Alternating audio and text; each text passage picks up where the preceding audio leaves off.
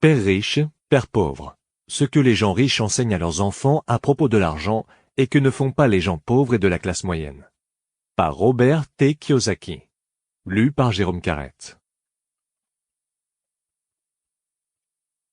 Ce livre est dédié à tous les parents du monde, car ils sont pour leurs enfants les premiers et les plus importants pédagogues, et également à tous ceux qui éduquent, influencent et guident par l'exemple. Remerciements. Comment une personne peut-elle dire merci à tout le monde quand il y a autant de gens à remercier? Évidemment, par ce livre, je veux dire merci à mes deux pères, qui représentèrent dans ma vie deux puissants modèles à imiter, et à ma mère, qui m'a enseigné l'amour et la bienveillance.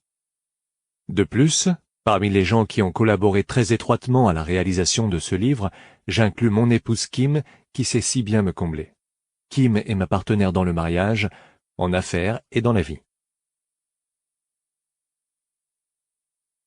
Une rétrospective. Il y a 20 ans aujourd'hui. Les Beatles ont lancé leur album Sgt. Pepper's Lonely Hearts Club Band le 1er juin 1967. Favorablement accueilli par la critique, il a aussitôt connu un immense succès commercial, figurant au sommet du palmarès des meilleurs albums pendant 27 semaines au Royaume-Uni et 15 semaines aux États-Unis. Le magazine Time a qualifié Sgt. Pepper de moment décisif dans l'histoire de la musique.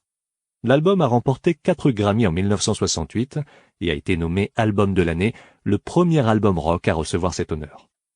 Père riche, père pauvre a paru il y a 20 ans, le jour de mon 50e anniversaire, le 8 avril 1997.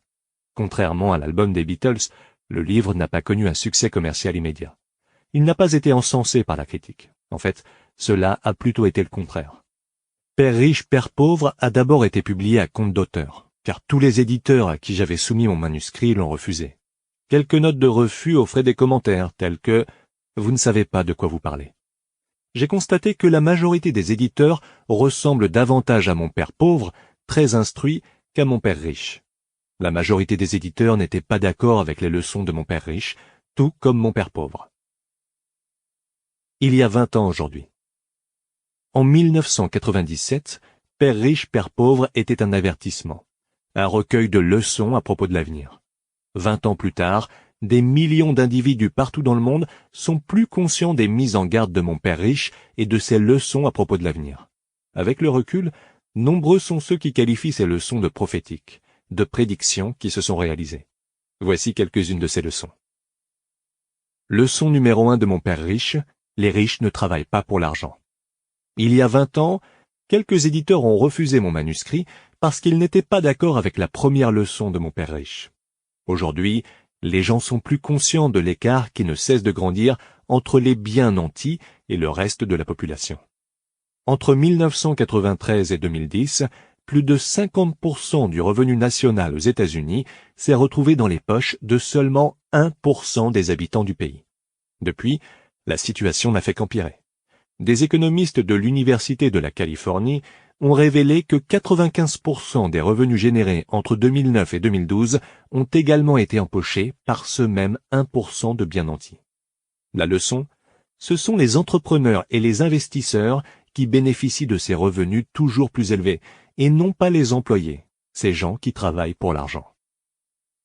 Leçon de mon père riche, les épargnants sont des perdants. Il y a 20 ans, la plupart des éditeurs se sont dressés avec véhémence contre cette leçon de mon père riche. Pour les gens pauvres et de la classe moyenne, l'épargne est une religion. Ils y voient ce qui les sortira de la pauvreté et les protégera d'un monde cruel. Pour de nombreux individus, comparer les épargnants à des perdants relève du sacrilège. La leçon, une image vaut 1000 mots. Juste jetez un coup d'œil au graphique illustrant l'évolution de l'indice Dow Jones sur une période de 120 ans et vous comprendrez pourquoi et comment les épargnants sont devenus des perdants. Le graphique montre qu'il y a eu 3 grands cracks au cours des 10 premières années de ce nouveau siècle. Le premier crack, celui des sociétés.com, est survenu en l'an 2000. Le deuxième et le troisième sont la crise immobilière de 2007 et la crise bancaire de 2008. Le monstrueux crack de 1929. Lorsqu'on compare les 3 premiers cracks du XXIe siècle au grand crack de 1929, on a une meilleure idée de l'ampleur de ceux-ci. on actionne la planche à billets. Après le grand krach, le gouvernement américain et la Réserve fédérale ont commencé à imprimer de l'argent. Au secours des riches. Entre les années 2000 et 2016, sous prétexte de sauver l'économie, les banques du monde entier ont réduit les taux d'intérêt et ont imprimé de l'argent.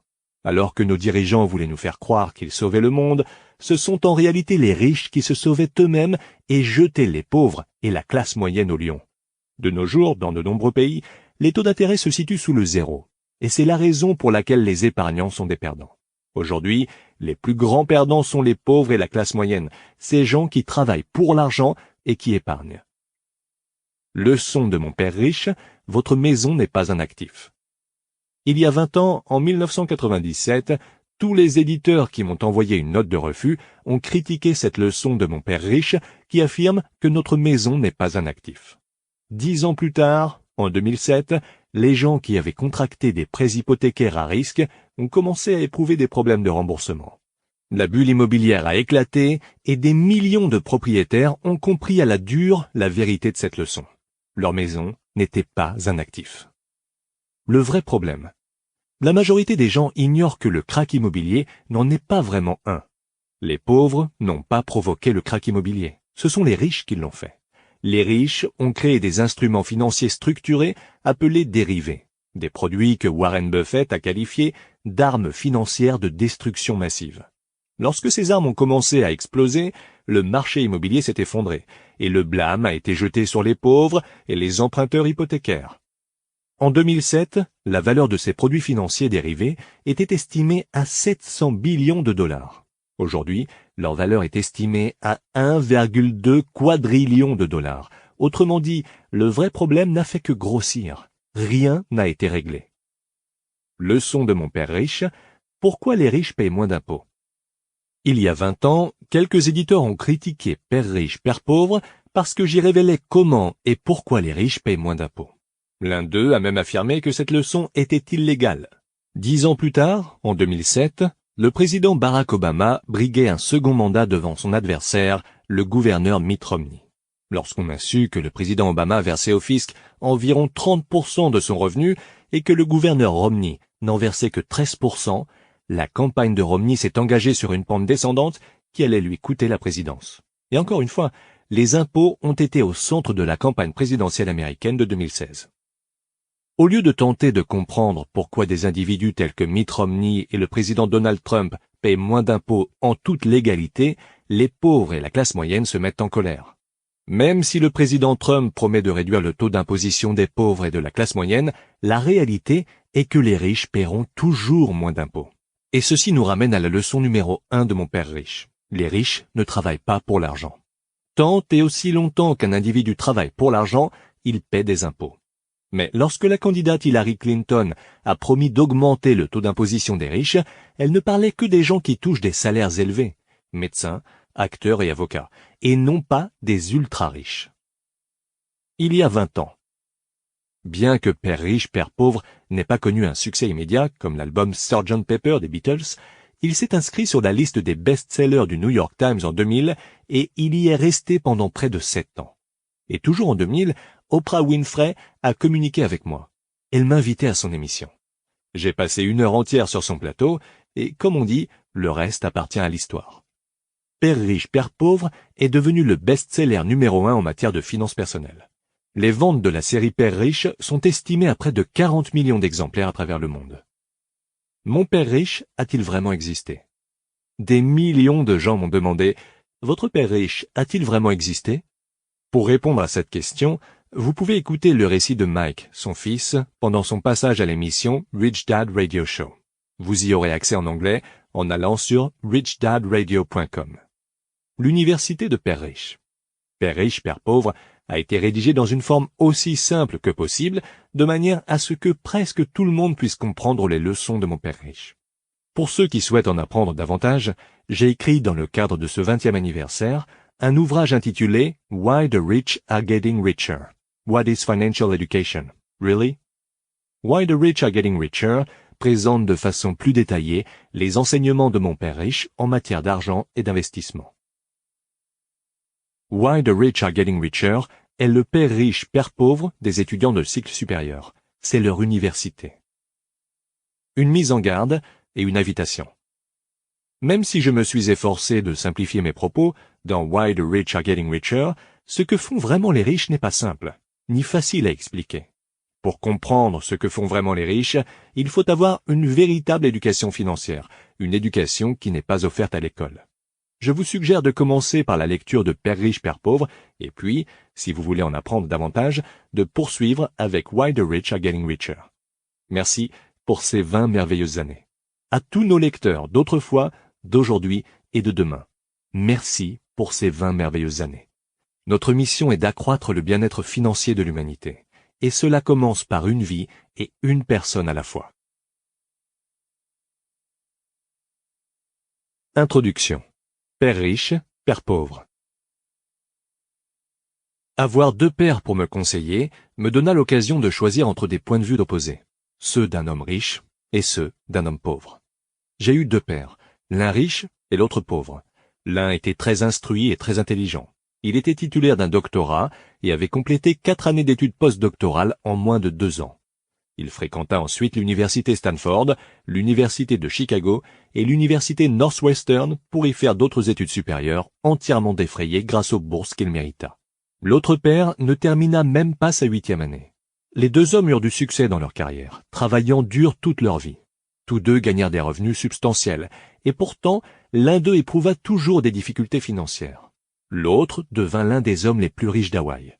L'un mourut léguant des dizaines de millions de dollars à sa famille, aux organismes de charité et à son église. L'autre laissa des dettes à rembourser. Ces deux hommes étaient solides, charismatiques et influents. Tous deux me prodiguèrent des conseils, mais pas sur les mêmes sujets. Les deux hommes croyaient fermement dans l'éducation, mais ils ne me recommandèrent pas le même programme d'études. Si j'avais eu un seul père, il m'aurait fallu accepter ou rejeter ses conseils. Avoir deux pères pour me conseiller me donna l'occasion de choisir entre des points de vue opposés, ceux d'un homme riche et ceux d'un homme pauvre. Au lieu de simplement accepter ou rejeter les points de vue de l'un ou de l'autre, je me suis retrouvé à réfléchir davantage, à comparer, puis à choisir par moi-même. Il y avait pourtant un petit problème. L'homme riche n'était pas encore riche, et l'homme pauvre ne l'était pas encore devenu. Tous deux venaient tout juste d'entreprendre leur carrière, et tous deux éprouvaient de la difficulté avec les questions familiales et monétaires. Mais ils avaient des opinions très différentes en ce qui a trait à l'argent. Par exemple, l'un de mes pères disait « L'amour de l'argent est la racine de tous les maux ». L'autre affirmait sans l'ombre d'un doute « Le manque d'argent est la racine de tous les maux ». Quand j'étais tout jeune, ce fut difficile pour moi d'être influencé par deux pères à la forte personnalité. Je voulais être un bon garçon et les écouter, mais mes deux pères ne disaient pas les mêmes choses. Leurs avis contradictoires, surtout en ce qui a trait à l'argent, étaient tellement drastiques que je devins de plus en plus intéressé et intrigué. Je me mis à réfléchir pendant de longues périodes à propos de ce que chacun d'eux me disait. Je passais la plus grande partie de mes temps libres à méditer, à me poser des questions comme celle-ci. Pourquoi donc dit-il cela ? Et je me posais ensuite la même question à propos d'une déclaration de mon autre père. Il aurait été beaucoup plus facile de dire simplement « Oui, il a raison, je suis d'accord avec sa position », ou de rejeter simplement ce point de vue en disant « Il ne sait vraiment pas de quoi il parle ». Le fait d'avoir deux pères que j'aimais me força à réfléchir et à choisir, en dernière analyse, ma propre façon de penser. Le fait de choisir par moi-même s'avéra un procédé beaucoup plus profitable à long terme, au lieu de simplement accepter ou rejeter un unique point de vue. Une des raisons pourquoi le riche s'enrichit davantage, le pauvre s'appauvrit encore plus et la classe moyenne est aux prises avec des dettes, est que la question de l'argent est inculquée à la maison, mais pas à l'école. La plupart d'entre nous apprennent de leurs parents les rudiments de l'argent. Mais que peut donc dire un parent pauvre à son enfant concernant l'argent ? Il lui dit « N'abandonne pas l'école et étudie de ton mieux ». Il se peut que l'enfant obtienne un diplôme avec d'excellentes notes, mais il héritera peut-être d'une mentalité et d'un conditionnement de pauvre. Malheureusement, on n'enseigne pas l'ABC de l'argent dans les écoles. Les institutions d'enseignement se concentrent sur les aptitudes scolaires et professionnelles et non pas sur les compétences financières. Cela explique pourquoi des banquiers, des médecins et des comptables intelligents ayant obtenu d'excellentes notes à l'école se débattent quand même pendant toute leur vie sur le plan financier. Notre dette nationale astronomique est attribuable, en majeure partie, à des politiciens très instruits et à des fonctionnaires du gouvernement qui prennent des décisions sur le plan financier avec peu ou pas de formation dans ce domaine. Il y a 20 ans aujourd'hui, l'horloge de la dette. 20 ans ont passé, et la dette nationale des États-Unis est plus qu'effarante. Au moment de mettre sous presse, elle frôlait les 20 billions de dollars. Des billions, avec un B majuscule. Il m'arrive souvent de me demander ce qui va se produire quand des millions de personnes auront besoin d'aide financière et médicale. Ils devront dépendre de leur famille ou du gouvernement pour un soutien financier. Qu'arrivera-t-il quand l'assurance médicale aux personnes âgées et la sécurité sociale n'auront plus d'argent dans leur coffre?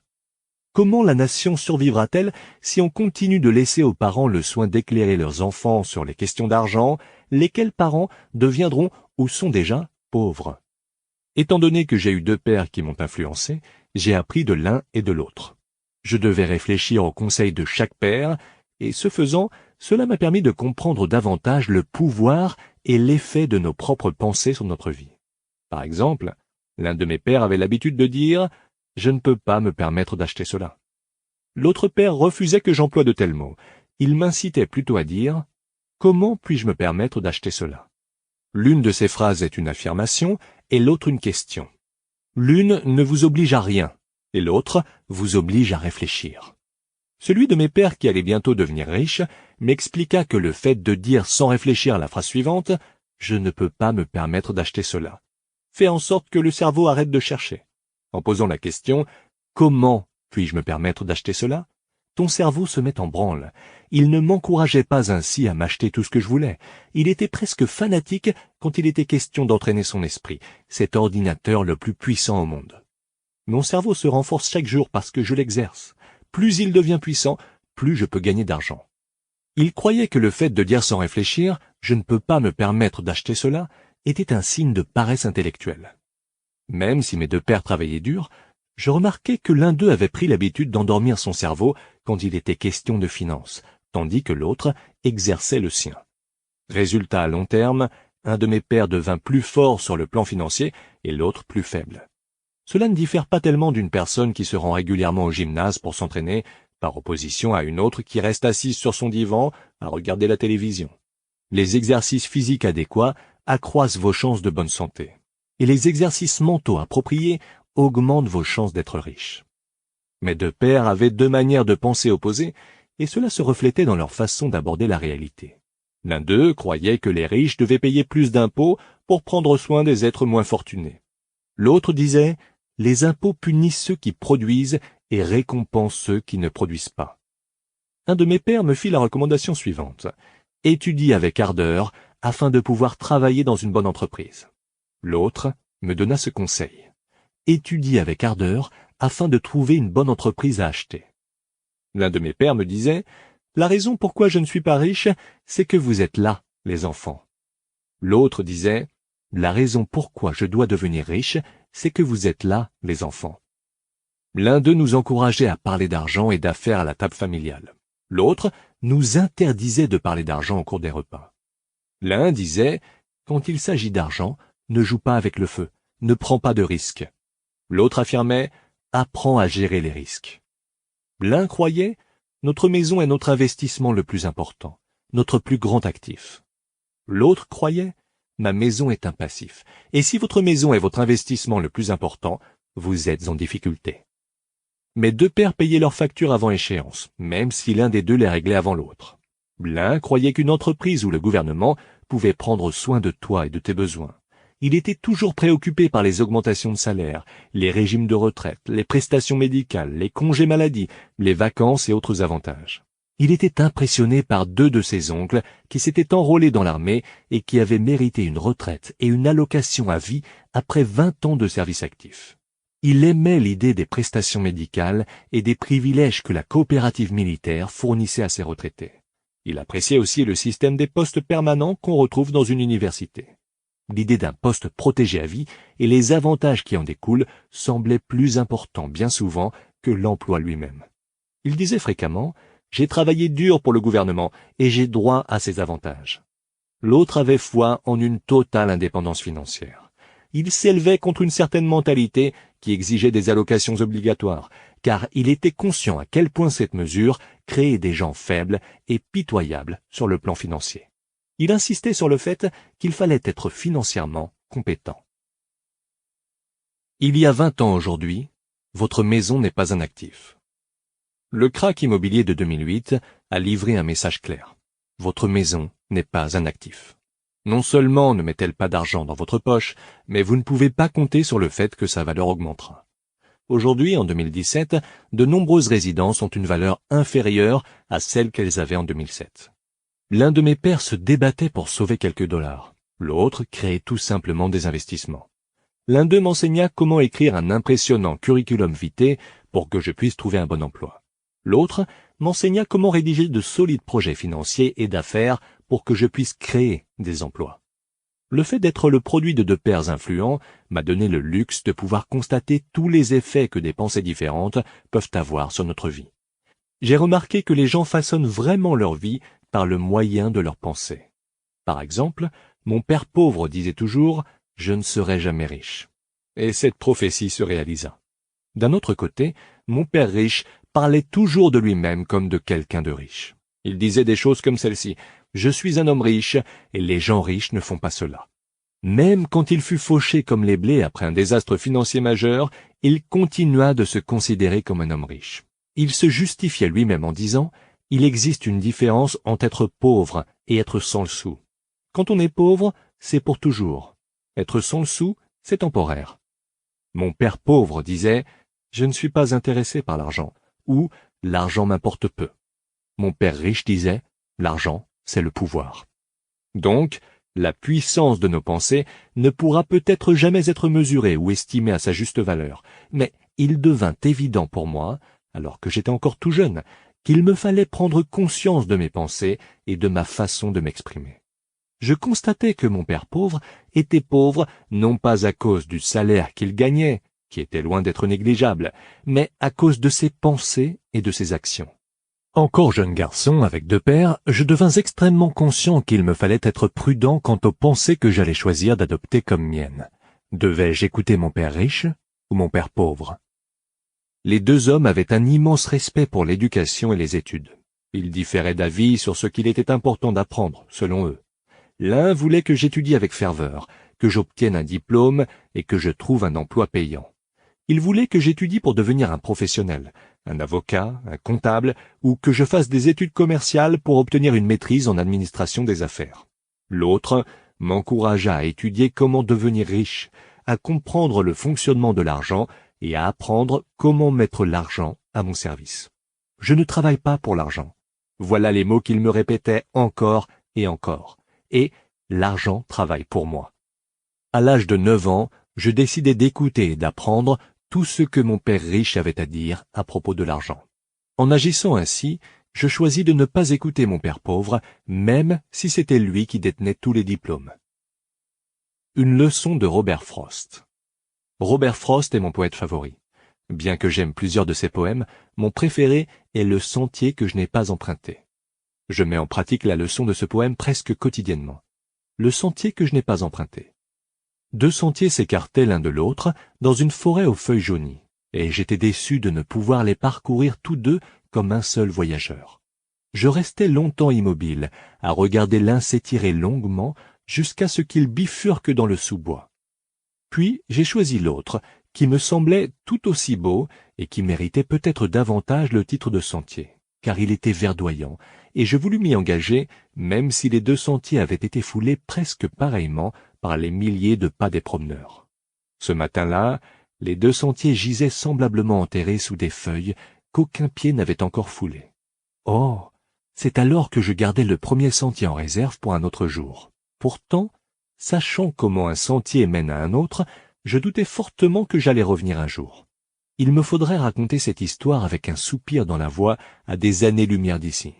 Deux sentiers se séparaient l'un de l'autre dans un bois et j'empruntais le moins fréquenté, et c'est ce qui fit toute la différence. Cela changea complètement les choses.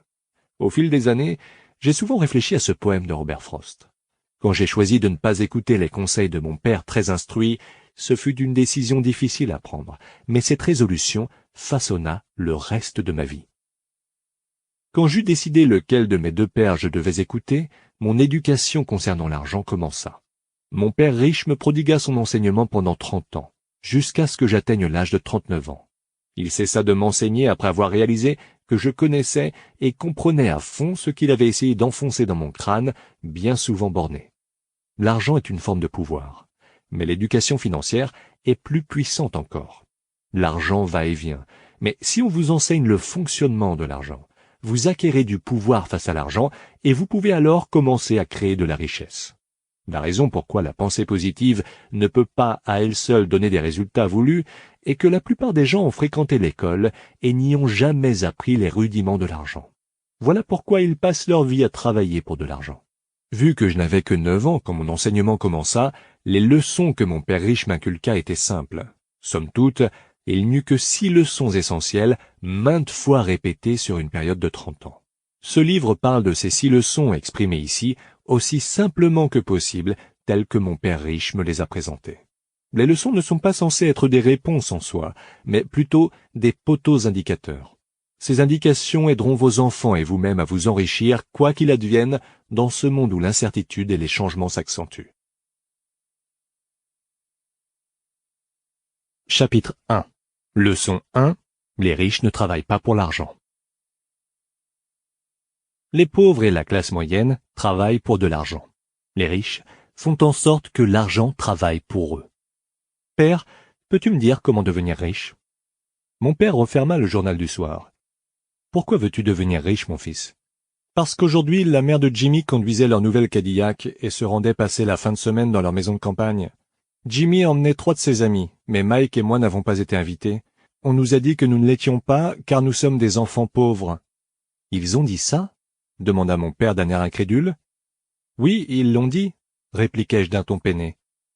Mon père hocha la tête en silence, remit ses lunettes et continua la lecture de son journal. Je restai là à attendre une réponse. Nous étions alors en 1956. J'avais 9 ans. Par un étrange coup du sort, je fréquentais la même école publique que les enfants de riches. L'industrie principale de notre ville était la canne à sucre. Les directeurs de la plantation et les autres personnes influentes de la ville, comme les médecins, les propriétaires d'entreprises et les banquiers, envoyaient leurs enfants à cette école élémentaire. Après la 6e année, leurs enfants étaient habituellement envoyés dans des écoles privées. Étant donné que ma famille habitait sur un certain côté de notre rue, je fréquentais cette école. Si j'avais vécu de l'autre côté de cette même rue, on m'aurait inscrit dans une école différente, avec des écoliers issus de familles semblables à la mienne. Après la 6e année, ces derniers et moi-même devions fréquenter l'école secondaire publique. Il n'était pas question d'école privée pour eux ou pour moi. Mon père finit par déposer le journal. Je voyais qu'il réfléchissait. « Eh bien, mon garçon, commença-t-il doucement, si tu veux devenir riche, il te faut apprendre à faire de l'argent. »« Comment fait-on de l'argent ?» lui demandai-je. « Eh bien, réfléchis, mon garçon, » dit-il en souriant. Ce qui signifiait « je ne t'en dirai pas plus » ou « je ne connais pas la réponse, ne m'en demande pas davantage ». La formation d'une association. Le matin suivant, je répétais les paroles de mon père à mon meilleur ami Mike. À ma connaissance, Mike et moi étions les seuls enfants pauvres de l'école. Mike me ressemblait car lui aussi fréquentait cette école par un singulier coup du destin. Quelqu'un avait délimité le territoire du secteur scolaire et nous avions abouti dans le même établissement que les enfants riches. Nous n'étions pas vraiment pauvres, mais nous nous sentions comme tels, car tous les autres garçons avaient des gants de baseball neufs, des bicyclettes neuves, tout ce qu'ils avaient était neuf. Nos parents assuraient nos besoins essentiels, nourriture, logement, vêtements, guère plus. Mon père disait, si tu veux quelque chose, travaille pour te le payer. Des choses, nous en voulions, mais les emplois étaient rares pour des garçons de 9 ans. Comment donc devrions-nous nous y prendre pour faire de l'argent? Demanda Mike. Je ne sais pas, répondis-je, mais veux-tu devenir mon associé? Et c'est ainsi que ce samedi-là, Mike devint mon premier associé. Nous passâmes toute la matinée à échafauder des plans destinés à nous enrichir. Par moments, nous évoquions Jimmy et les autres, en train de s'éclater à sa maison de campagne. Cela nous faisait un peu mal, mais d'un mal bénéfique, qui nous stimulait dans notre projet de faire de l'argent. Enfin, cet après-midi-là, un éclair de génie traversa nos esprits. C'était une idée que Mike avait puisée dans un livre de science. Très excités, nous échangeâmes une poignée de main et ce fut la naissance de notre entreprise. Au cours des semaines qui suivirent, Mike et moi sillonnâmes notre quartier, frappant aux portes pour demander à nos voisins de bien vouloir mettre de côté leurs vieux tubes de dentifrice. Intrigués, la plupart des adultes acceptèrent avec le sourire. Certains voulaient en savoir plus long. Nous répondions « Impossible de vous le dire, secret professionnel ». L'inquiétude de ma mère grandissait au fil des semaines. Nous avions choisi un coin près de sa machine à laver pour y entreposer notre matière première. Dans une boîte en carton qui avait jadis contenu des bouteilles de ketchup, notre petite provision de tubes de dentifrice prit de l'ampleur. Un jour, ma mère en eut assez. La vue de ce monticule de tubes de dentifrice sales et déformés, ayant appartenu à nos voisins, finit par la mettre hors d'elle. « Que faites-vous, les garçons? Et ne me parlez pas de secret professionnel. Faites le ménage ou je mets tout ça aux ordures. » Mike et moi l'avons imploré et supplié de nous laisser faire, lui expliquant que nous aurions bientôt assez de tubes pour commencer la production. Nous l'avisâmes que nous attendions encore les tubes de quelques voisins qui achevaient leur dentifrice.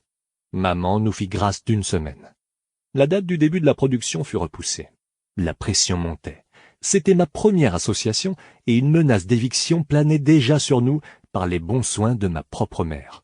Mike fut chargé d'inciter les voisins à utiliser plus rapidement leur dentifrice, leur rappelant les fréquents brossages recommandés par le dentiste. Je commençai à mettre sur pied la chaîne de fabrication. Tel que prévu, la production commença 1 semaine plus tard. Lorsque mon père, accompagné d'un ami, voulut s'engager avec sa voiture dans notre allée, il se trouva devant 2 garçons de 9 ans, opérant une chaîne de fabrication à plein régime. Tout était recouvert d'une mince couche de poudre blanche. De petits berlingots de lait venant de l'école étaient alignés sur une longue table et sur notre grille Hibachi, des charbons de bois rouge vif dégageaient une chaleur ardente.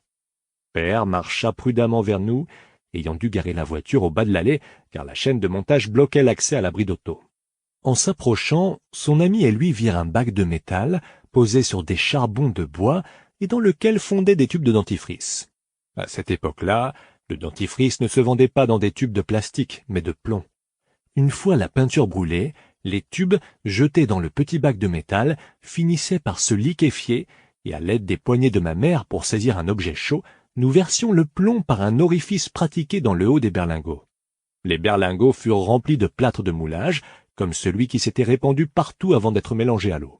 Dans mon empressement, j'avais renversé le sac, et on aurait cru qu'une tempête de neige s'était abattue sur la région. Les berlingots servaient à mouler le plâtre. Mon père et son ami nous regardaient verser le plomb fondu par une petite ouverture pratiquée dans la partie supérieure du cube de plâtre de moulage. « Attention !» dit mon père. Je fis signe que oui, sans lever les yeux. Une fois l'opération terminée, je déposai le bac de métal et je souris à mon père. « Que faites-vous donc, les garçons ?» demanda-t-il en réprimant un sourire. « Nous suivons tes conseils. Nous serons riches, dis-je. »« Oui, » dit Mike, en souriant et en hochant la tête en guise d'approbation. « Nous sommes des associés. »« Et que contiennent ces moules de plâtre ?» demanda mon père. « Regarde, ça devrait être une bonne fournée. » Avec un petit marteau, je donnai quelques coups sur le joint d'étanchéité qui divisait le cube en 2. Prudemment, je retirai la partie supérieure du moule de plâtre et une pièce de plomb de 5 cents en tomba. « Oh non !» s'exclama mon père. « Vous coulez des pièces de 5 cents avec du plomb ?»« Exactement, dit Mike. Nous suivons vos conseils. Nous faisons de l'argent. » L'ami de mon père éclata de rire. Mon père sourit et secoua la tête. Il avait devant lui, à proximité d'une flamme et d'une boîte de tubes de dentifrice vide, 2 garçonnets recouverts de poudre blanche et souriant à pleines dents. Il nous demanda de déposer le tout et de nous asseoir avec lui sur les marches de l'escalier. En souriant, il nous expliqua gentiment ce que le mot contrefaçon signifiait. Nos rêves s'écroulaient. « Vous voulez dire que c'est illégal ?» demanda Mike d'une voix chevrotante. « Laisse-les faire, dit l'ami de mon père. Peut-être exploite-t-il un talent inné. » Mon père lui jeta un regard mauvais. « Oui, c'est illégal, dit mon père doucement. Mais vous avez manifesté une grande créativité et un esprit original. Continuez.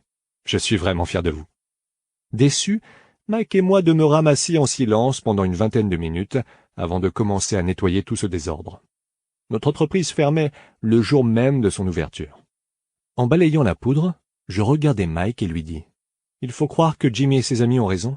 Nous sommes pauvres. » Mon père, qui était sur le point de partir, m'avait entendu. « Les garçons, dit-il, vous êtes pauvres seulement si vous capitulez. Ce qui compte le plus, c'est que vous êtes passé à l'action. La plupart des gens s'en tiennent aux paroles et au rêve d'être riches. Vous avez agi. Je suis très fier de vous. Je le redis, continuez. N'abandonnez pas. Mike et moi gardions le silence. C'étaient de belles paroles, mais nous n'étions pas plus avancés. « Alors, pourquoi n'es-tu pas riche, père ?» demandai-je. « Parce que j'ai choisi d'être professeur. Les professeurs ne se préoccupent pas vraiment de devenir riches. Seul l'enseignement nous importe. Je souhaiterais vous aider, mais je ne sais vraiment pas comment faire de l'argent. » Mike et moi reprîmes notre nettoyage. « J'ai une idée, dit mon père. Si vous voulez apprendre à devenir riche, je ne suis pas votre homme. C'est ton père qu'il faut voir, Mike. »« Mon père ?» demanda Mike, intrigué. « Oui, ton père, répéta mon père en souriant. Nous avons tous deux le même banquier, et il ne tarit pas d'éloges sur lui. Il m'a souvent parlé de son intelligence remarquable lorsqu'il s'agit de faire de l'argent. »« Mon père ?» répéta Mike, étonné. « Alors pourquoi n'avons-nous pas une belle voiture et une belle maison, comme celle des enfants riches à l'école ?»« Avoir une belle automobile et une jolie maison ne signifie pas nécessairement que vous êtes riche, ou que vous savez comment le devenir, répliqua mon père. Le père de Jimmy est à l'emploi de la plantation de canne à sucre. Il n'est pas très différent de moi. Il travaille pour une entreprise, alors que moi, je suis au service du gouvernement. Son automobile est fournie par son employeur. Avec les difficultés que connaît la plantation, le père de Jimmy risque de tout perdre. Pour le tien, c'est différent, Mike. Il semble être en train de se bâtir un empire, ce qui fera de lui un homme très riche dans quelques années. » Cela nous fit retrouver notre enthousiasme. Redoublant d'énergie, nous commençâmes à ranger le désordre occasionné par la mise sur pied de notre première entreprise, maintenant défunte.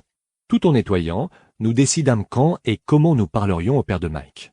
Comme il travaillait de longues heures et rentrait tard à la maison, cela compliquait les choses. Son père était propriétaire d'entrepôts, d'une entreprise de construction, d'une chaîne de magasins et de 3 restaurants. C'étaient les restaurants qui le retenaient tard au travail. Mike rentra chez lui en autobus une fois le ménage terminé. Le soir même, il parlerait à son père pour lui demander de nous apprendre à devenir riches. Mike promit de m'appeler après lui avoir parlé, même à une heure tardive. Le téléphone sonna à 20h30. « D'accord, dis-je, samedi prochain. » Et je raccrochai. Le père de Mike nous accordait un rendez-vous. Samedi matin à 7h30, je pris l'autobus en direction du quartier pauvre de la ville. Les leçons commencent. Mike et moi rencontrâmes son père ce matin-là à 8h. Il travaillait déjà depuis plus d'1 heure. Quand je m'approchai de la petite maison, simple et coquette, son contremaître partait justement au volant de sa camionnette. Mike m'accueillit à la porte.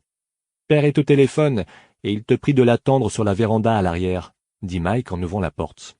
Le parquet de bois usé craqua quand je franchis le seuil de la vieille maison. Un paillasson bon marché se trouvait juste à l'entrée. Il servait à dissimuler l'usure du plancher que d'innombrables pas avaient foulé au cours des années. Bien que propre, il avait besoin d'être remplacé. Je ressentis une certaine claustrophobie en entrant dans le salon exigu qui sentait le renfermer à cause de vieux fauteuils rembourrés qui feraient aujourd'hui les délices des collectionneurs. 2 femmes, un peu plus âgées que ma mère, étaient assises sur un sofa. En face d'elles se trouvait un homme en habit de travail. Il portait un pantalon et une chemise kaki bien repassés, mais sans amidon, et des bottes de travail bien cirées. Il devait avoir 10 ans de plus que mon père. Ils nous sourirent en nous voyant, Mike et moi, passer devant eux en direction de la véranda qui surplombait la cour arrière. Je leur souris timidement. « Qui sont ces gens ?» demandai-je. « Eh bien, ils travaillent pour mon père. Le plus vieux administre ses entrepôts, les femmes gèrent ses restaurants. Et tu as également entrevu le contremaître qui travaille sur un projet de route à environ 80 km d'ici. Son autre contremaître qui dirige un projet immobilier était déjà parti à ton arrivée. »« Est-ce toujours comme ça ?» demandai-je. « Pas toujours, mais c'est fréquent, » dit Mike en souriant, tout en prenant une chaise pour s'asseoir près de moi. Je lui ai demandé de nous montrer comment faire de l'argent, dit Mike. Et quelle fut sa réponse? Demandai-je, à la fois curieux et prudent. Eh bien, il m'a d'abord regardé d'un air bizarre, puis il a dit qu'il nous ferait une proposition. Ah, fis-je, en faisant basculer ma chaise contre le mur. Et je demeurai ainsi perché sur les 2 pieds arrière de la chaise. Mike m'imita. Tu connais la proposition qu'il veut nous faire? Demandai-je. Non, mais on va bientôt le savoir. Tout à coup, le père de Mike fit irruption sur la véranda par une porte grillagée. D'un bond, Mike et moi retombâmes sur nos pieds, non pas par égard pour lui, mais parce que nous avions sursauté. « Vous êtes prêts, les garçons ?» demanda le père de Mike, en approchant une chaise pour s'asseoir avec nous. Nous avons acquiescé tout en éloignant nos chaises du mur pour nous placer en face de lui. C'était un homme imposant, mesurant environ 1,82 m et pesant approximativement 90 kilos. Mon père était plus grand, approximativement du même poids, et de 5 ans l'aîné du père de Mike.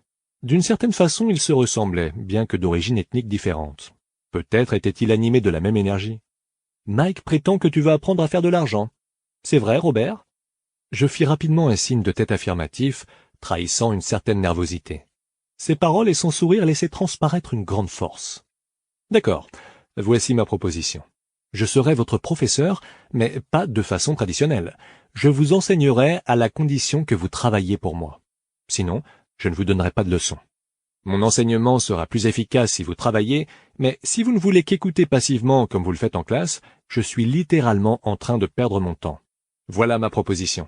C'est à prendre ou à laisser. »« Ah, puis-je d'abord poser une question ?» demandai-je. « Non, c'est à prendre ou à laisser. J'ai trop à faire pour perdre mon temps. Si vous êtes incapable de prendre des décisions rapides, jamais vous n'apprendrez à faire de l'argent. Les occasions qui passent pourraient ne jamais revenir. Il est essentiel de savoir discerner le bon moment pour prendre une décision. C'est l'occasion dont vous rêviez. L'école commence ou finit dans 10 secondes, dit le père de Mike avec un sourire espiègle. J'accepte, dis-je. D'accord, dit Mike. Bien, dit le père de Mike. Madame Martin arrive dans 10 minutes. Quand j'en aurai terminé avec elle, vous l'accompagnerez à mon épicerie et vous vous mettrez au travail. Je vous paierai 10 cents l'heure et vous travaillerez pendant 3 heures tous les samedis. Mais j'ai une partie de bal aujourd'hui, dis-je. Le père de Mike baissa la voix et prit un ton ferme. À prendre ou à laisser, dit-il.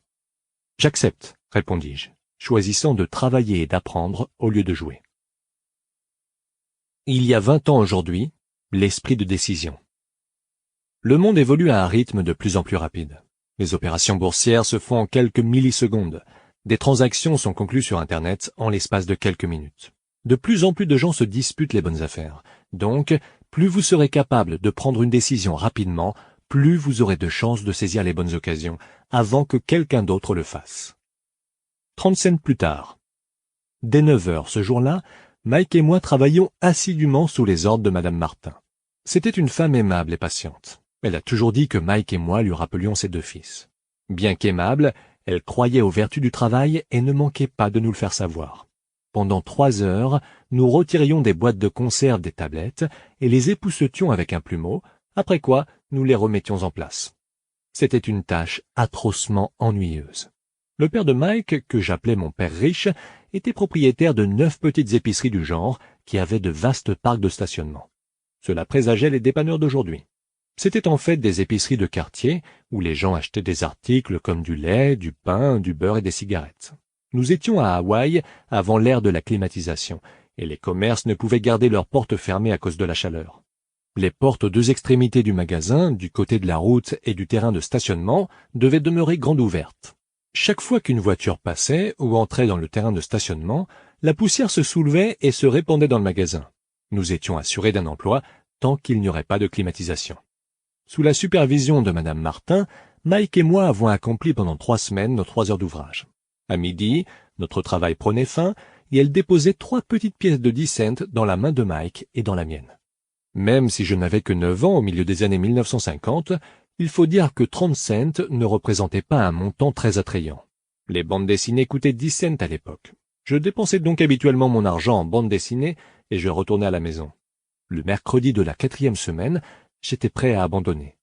J'avais accepté de travailler parce que je voulais que le père de Mike m'apprenne à gagner de l'argent. Et maintenant, j'étais devenu un esclave à 10 cents l'heure. Et en plus de tout cela, je n'avais pas revu le père de Mike depuis ce premier samedi. J'abandonne, dis-je à Mike à l'heure du déjeuner. L'école était ennuyeuse, et à présent je n'avais même plus mes samedis pour me reposer. Mais c'est la question des 30 cents qui m'atteignait le plus durement. Cette fois-ci, Mike sourit. « De quoi ris-tu » lui demandai-je avec colère et frustration. « Père avait dit que cela se produirait. Il a demandé d'aller le rencontrer quand tu serais prêt à abandonner. »« Quoi » fis-je d'un ton indigné. « Il a attendu que j'en ai assez ?» Jusqu'à un certain point, dit Mike. Père est quelqu'un de différent. Il n'enseigne pas de la même façon que ton père. Ta mère et ton père vous sermonnent beaucoup. Mon père est calme et parle peu. Attends seulement jusqu'à samedi avant d'abandonner. Je lui dirai que tu es prêt. Tu veux dire que je suis une victime d'un coup monté? Non, pas vraiment, mais peut-être. Père te l'expliquera samedi. Une longue attente par un beau samedi matin. J'étais fin prêt à faire face au père de Mike. Et même mon vrai père était fâché contre le père de Mike. Mon vrai père, celui que j'appelle mon père pauvre, pensait que mon père riche enfreignait la législation industrielle relativement au travail des enfants et qu'il fallait enquêter sur ses agissements. Mon père pauvre, très instruit, me demanda d'exiger ce que je méritais. Au moins 25 cents l'heure. Mon père pauvre me dit que si je n'obtenais pas cette augmentation, je devais abandonner immédiatement cet emploi. De toute façon, tu n'as pas besoin de ce damné travail, dit mon père avec indignation. À 8 heures le samedi matin suivant, je franchis la porte de la maison de Mike que son père venait d'ouvrir. « Assieds-toi et attends ton tour », me dit le père de Mike au moment où j'entrai. Il se retourna et disparut dans son petit bureau situé à côté d'une chambre à coucher. J'embrassai du regard toute la pièce et je ne vis Mike nulle part. Je me sentis un peu embarrassé et je m'assis avec circonspection près des deux mêmes femmes qui se trouvaient là 4 semaines plus tôt. Elles sourirent et se tassèrent sur le divan pour me faire de la place. 45 minutes passèrent et j'étais devenu fumant de colère. Les deux femmes avaient rencontré le père de Mike et étaient parties depuis au moins 30 minutes. L'homme plus âgé avait pour sa part passé 20 minutes dans le bureau et lui aussi n'était plus là. La maison était vide, et j'étais assis dans ce salon sombre, sentant le renfermé, par une superbe journée ensoleillée hawaïenne, à attendre de pouvoir parler à un avare qui exploitait les enfants. Je pouvais entendre des froissements de papier provenant de son bureau. Il téléphonait aussi, et ce qui me dérangeait par-dessus tout, il m'ignorait. J'étais sur le point de m'en aller, mais pour une raison que j'ignore, je restais.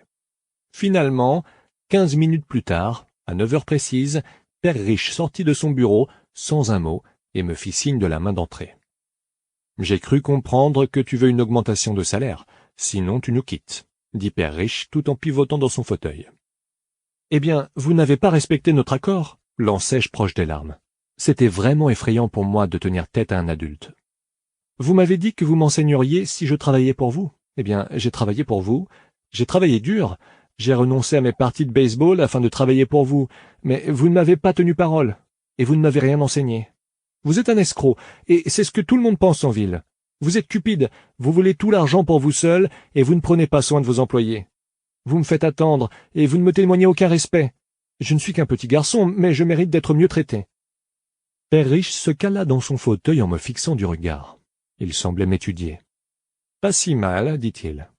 En moins de 2 mois, tu parles comme la plupart de mes employés. »« Quoi ?» demandai-je, sans trop comprendre ce qu'il disait. Je continuai d'exprimer mes doléances. « Je croyais que vous alliez respecter notre accord et m'enseigner des choses. Au lieu de cela, vous voulez me torturer. C'est cruel. C'est vraiment cruel. »« Je suis en train de t'enseigner en ce moment, » dit calmement Père Riche. « Que m'avez-vous donc enseigné ? » ?»« Rien, dis-je avec colère. Vous ne m'avez même pas parlé depuis que j'ai accepté de travailler pour 3 fois rien. 10 cents l'heure. Ah, je devrais avertir le gouvernement de vos agissements. Vous savez, il existe des lois régissant le travail des enfants. Mon père travaille pour le gouvernement. Le saviez-vous ? Oh là là, à présent tu parles exactement comme la plupart des gens qui ont déjà travaillé pour moi.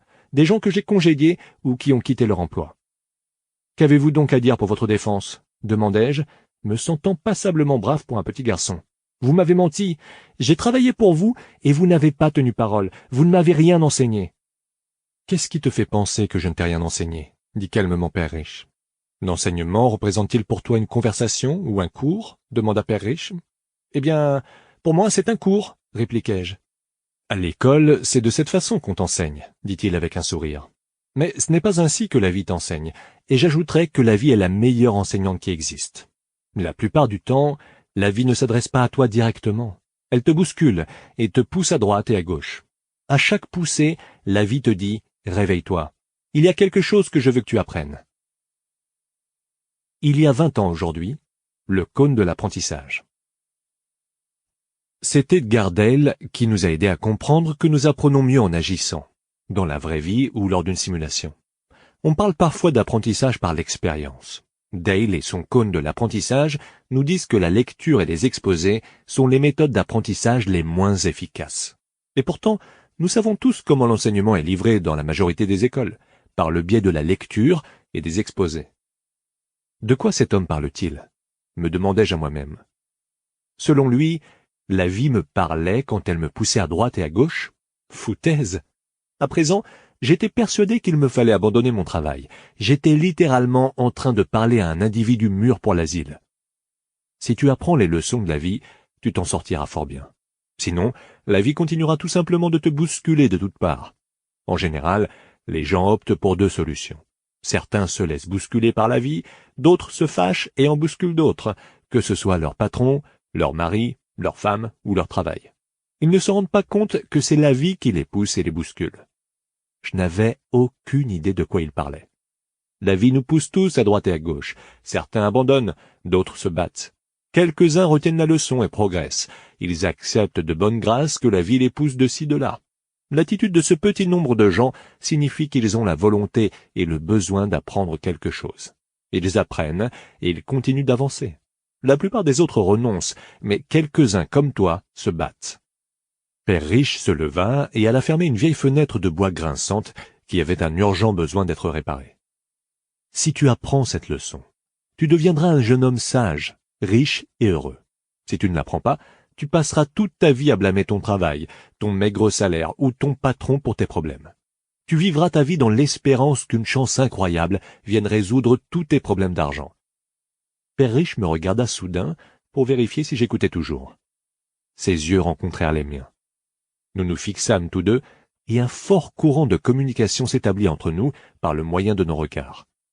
Finalement, je détournai les yeux après avoir saisi son dernier message. Je savais qu'il avait raison.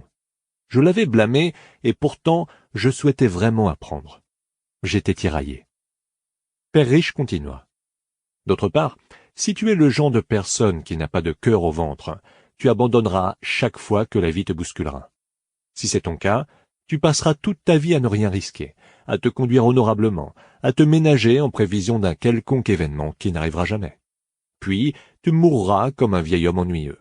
Il y aura un tas d'amis qui t'auront vraiment apprécié, car tu étais un travailleur tellement gentil et laborieux. Mais la vérité est la suivante. Tu auras laissé ta vie te réduire à la soumission. Au fond de toi, tu étais terrifié à l'idée de prendre des risques. Tu voulais vraiment gagner, mais la peur de perdre était plus forte que l'excitation que procure la victoire. Au plus profond de ton être, toi et seulement toi sauras que tu n'as pas donné ton maximum pour essayer d'y parvenir. En fin de compte, tu auras choisi d'éviter les risques. Il y a 20 ans aujourd'hui, la vie est une enseignante. Aujourd'hui, les enfants du millénaire sont confrontés à une dure réalité. Les emplois sont plus difficiles à trouver. Les robots remplacent les travailleurs par millions. L'apprentissage par essai et erreur a de plus en plus d'importance. L'apprentissage livresque a moins de valeur que ce qu'apporte le monde réel. Les études universitaires ne sont plus synonymes d'un emploi garanti. Nos yeux se croisèrent de nouveau. « Vous m'avez poussé à droite et à gauche, n'est-ce pas ?» demandai-je. « Certaines personnes pourraient peut-être affirmer cela, » dit en souriant Père Riche. « Pour ma part, je te dirais simplement que je t'ai donné un aperçu, un échantillon de la vie. »« Quel avant-goût de la vie ?» demandai-je encore fâché. Mais ma curiosité était maintenant éveillée et j'étais encore prêt à apprendre. « Mike et toi êtes les premiers êtres à me demander de leur enseigner comment gagner de l'argent. J'ai plus de 150 employés et aucun d'eux ne m'a demandé un jour ce que je connais de l'argent. Ils me demandent un emploi et un salaire, mais jamais de leur enseigner ce que je sais à propos de l'argent. Par conséquent, la plupart d'entre eux passeront les meilleures années de leur vie à travailler pour de l'argent sans vraiment trop comprendre pourquoi ils travaillent. » J'étais assis là à l'écouter attentivement. Donc, quand Mike m'a dit que tu voulais apprendre comment faire de l'argent, j'ai décidé de concevoir un cours inspiré de la vie réelle. J'aurais pu parler et parler, mais tu n'aurais rien compris. J'ai donc décidé de laisser la vie te bousculer quelque peu pour que tu finisses par m'entendre. C'est pourquoi je ne t'ai payé que 10 cents l'heure. Quelle est donc la leçon que j'ai apprise en travaillant pour 10 cents l'heure? Que vous êtes mesquin et que vous exploitez vos travailleurs? Père Riche se cala dans son fauteuil et rit de bon cœur. Il serait préférable que tu changes ton point de vue. Arrête de me blâmer en pensant que c'est moi le problème. Si tu crois que je suis le problème, alors il va falloir que tu me fasses changer. Si tu prends conscience que c'est toi le problème, alors tu peux te changer toi-même, apprendre certaines choses et devenir plus sage. La plupart des gens veulent que le reste du monde change, mais pas eux-mêmes. Laisse-moi te dire qu'il est plus facile de te changer toi-même que de transformer n'importe qui d'autre. Il y a 20 ans aujourd'hui, changez ce que vous pouvez changer. J'ai puisé vérité et sagesse dans les paroles de mon père riche. Il y a tant de choses dans la vie qui échappent à notre contrôle. J'ai appris à me concentrer sur ce que je peux maîtriser, moi-même. Et si les choses doivent changer, je dois m'adapter aussitôt. Je ne comprends pas, dis-je. Ne me blâme pas pour tes problèmes, dit père riche, avec de l'impatience dans la voix. Mais vous ne me payez que 10 cents. Et qu'apprends-tu donc? Demanda père riche, l'air suffisant. Que vous êtes pingre, avare et mesquin, dis-je avec un sourire espiègle. Je vois. Tu penses que je suis le problème, dit père riche. Vous l'êtes, sans l'ombre d'un doute? Eh bien, conserve cette attitude, et tu n'apprendras rien. Si tu continues de penser que je suis le problème, quel choix te reste-t-il? Eh bien, si vous ne me payez pas davantage, si vous ne me témoignez pas plus de respect à mon égard, et si vous ne m'enseignez pas, je vais abandonner. Bien dit, fit père riche. Et c'est exactement ce que la plupart des gens font. Ils abandonnent et se mettent à la recherche d'un autre emploi, de meilleures perspectives d'avenir et d'un salaire plus élevé, en pensant réellement qu'un nouvel emploi et un meilleur salaire résoudront le problème. Dans la plupart des cas, cela ne résout rien. Qu'est-ce qui va donc résoudre le problème? Est-ce le fait d'accepter tout simplement ce misérable 10 cents l'heure en souriant? Père riche esquissa un sourire. C'est ce que les autres font. Ils ne font qu'attendre une augmentation en pensant que davantage d'argent résoudra le problème. La plupart se contentent de ce chèque, alors que d'autres se trouvent un second emploi et travaillent plus dur encore, mais toujours pour un maigre salaire. J'étais assis là à fixer le plancher, et je commençais à comprendre la leçon que père riche m'expliquait. J'avais le sentiment que cela représentait un aperçu, un échantillon de la vie. Finalement, je levai les yeux et je dis « Mais qu'est-ce qui va donc résoudre le problème ?»« Ceci, dit-il en s'adossant et en me donnant une petite tape sur la tête. Cette matière entre tes oreilles. » C'est à ce moment précis que père riche partagea avec moi le principe fondamental qui le distinguait de ses employés et de mon père pauvre, et qui l'amena par la suite à devenir l'un des hommes les plus riches d'Hawaï, tandis que mon père, très instruit mais pauvre, se débattit toute sa vie sur le plan financier. Il y a 20 ans aujourd'hui, les actifs avant le salaire. Acquérir ou créer des actifs qui génèrent un revenu, c'est faire travailler l'argent pour vous. Les emplois bien rémunérés signifient deux choses. Vous travaillez pour l'argent et les impôts que vous payez augmenteront probablement. J'ai appris à faire travailler l'argent pour moi et à bénéficier d'avantages fiscaux car mon revenu n'est pas un salaire. Père riche répéta à plusieurs reprises ce principe fondamental que j'appelle la première leçon.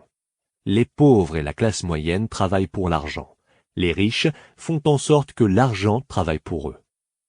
En ce samedi matin ensoleillé, j'étais en train d'apprendre un principe, un point de vue complètement différent de ce que mon père pauvre m'avait enseigné. À l'âge de 9 ans, je pris conscience que mes deux pères voulaient que j'apprenne. Tous deux m'encourageaient à étudier, mais pas les mêmes choses. Mon père, très instruit, me recommanda de faire la même chose que lui. « Mon fils, je veux que tu étudies avec application, que tu obtiennes de bonnes notes, afin de trouver un emploi sûr et stable dans une grande entreprise. Et assure-toi que cette dernière t'offre d'excellents avantages sociaux. » Père riche voulait que j'apprenne les rudiments de l'argent pour que je puisse le mettre à mon service. J'allais apprendre ces leçons à même la vie grâce à ses conseils, et non pas dans une salle de classe. Père riche poursuivit ma première leçon. « Je suis content que tu te sois mis en colère quand je t'ai fait travailler pour 10 cents l'heure. Si tu ne t'étais pas fâché, et si tu avais accepté tout cela sans rien dire, je t'aurais tout simplement dit qu'il m'était impossible de t'enseigner. Vois-tu, le véritable apprentissage exige de l'énergie, de la passion, un ardent désir. La colère est une part importante de cette formule, car la passion représente la colère et l'amour fusionnés ensemble. Quand il s'agit d'argent, la plupart des gens veulent éviter les risques et se sentir sécurisés. Ce n'est donc pas la passion qui les mène, c'est la peur. Est-ce pour cette raison qu'ils acceptent des emplois au salaire très bas? Oui, dit père riche. Certaines personnes disent que j'exploite les gens parce que je ne paye pas autant que la plantation de canne à sucre ou le gouvernement.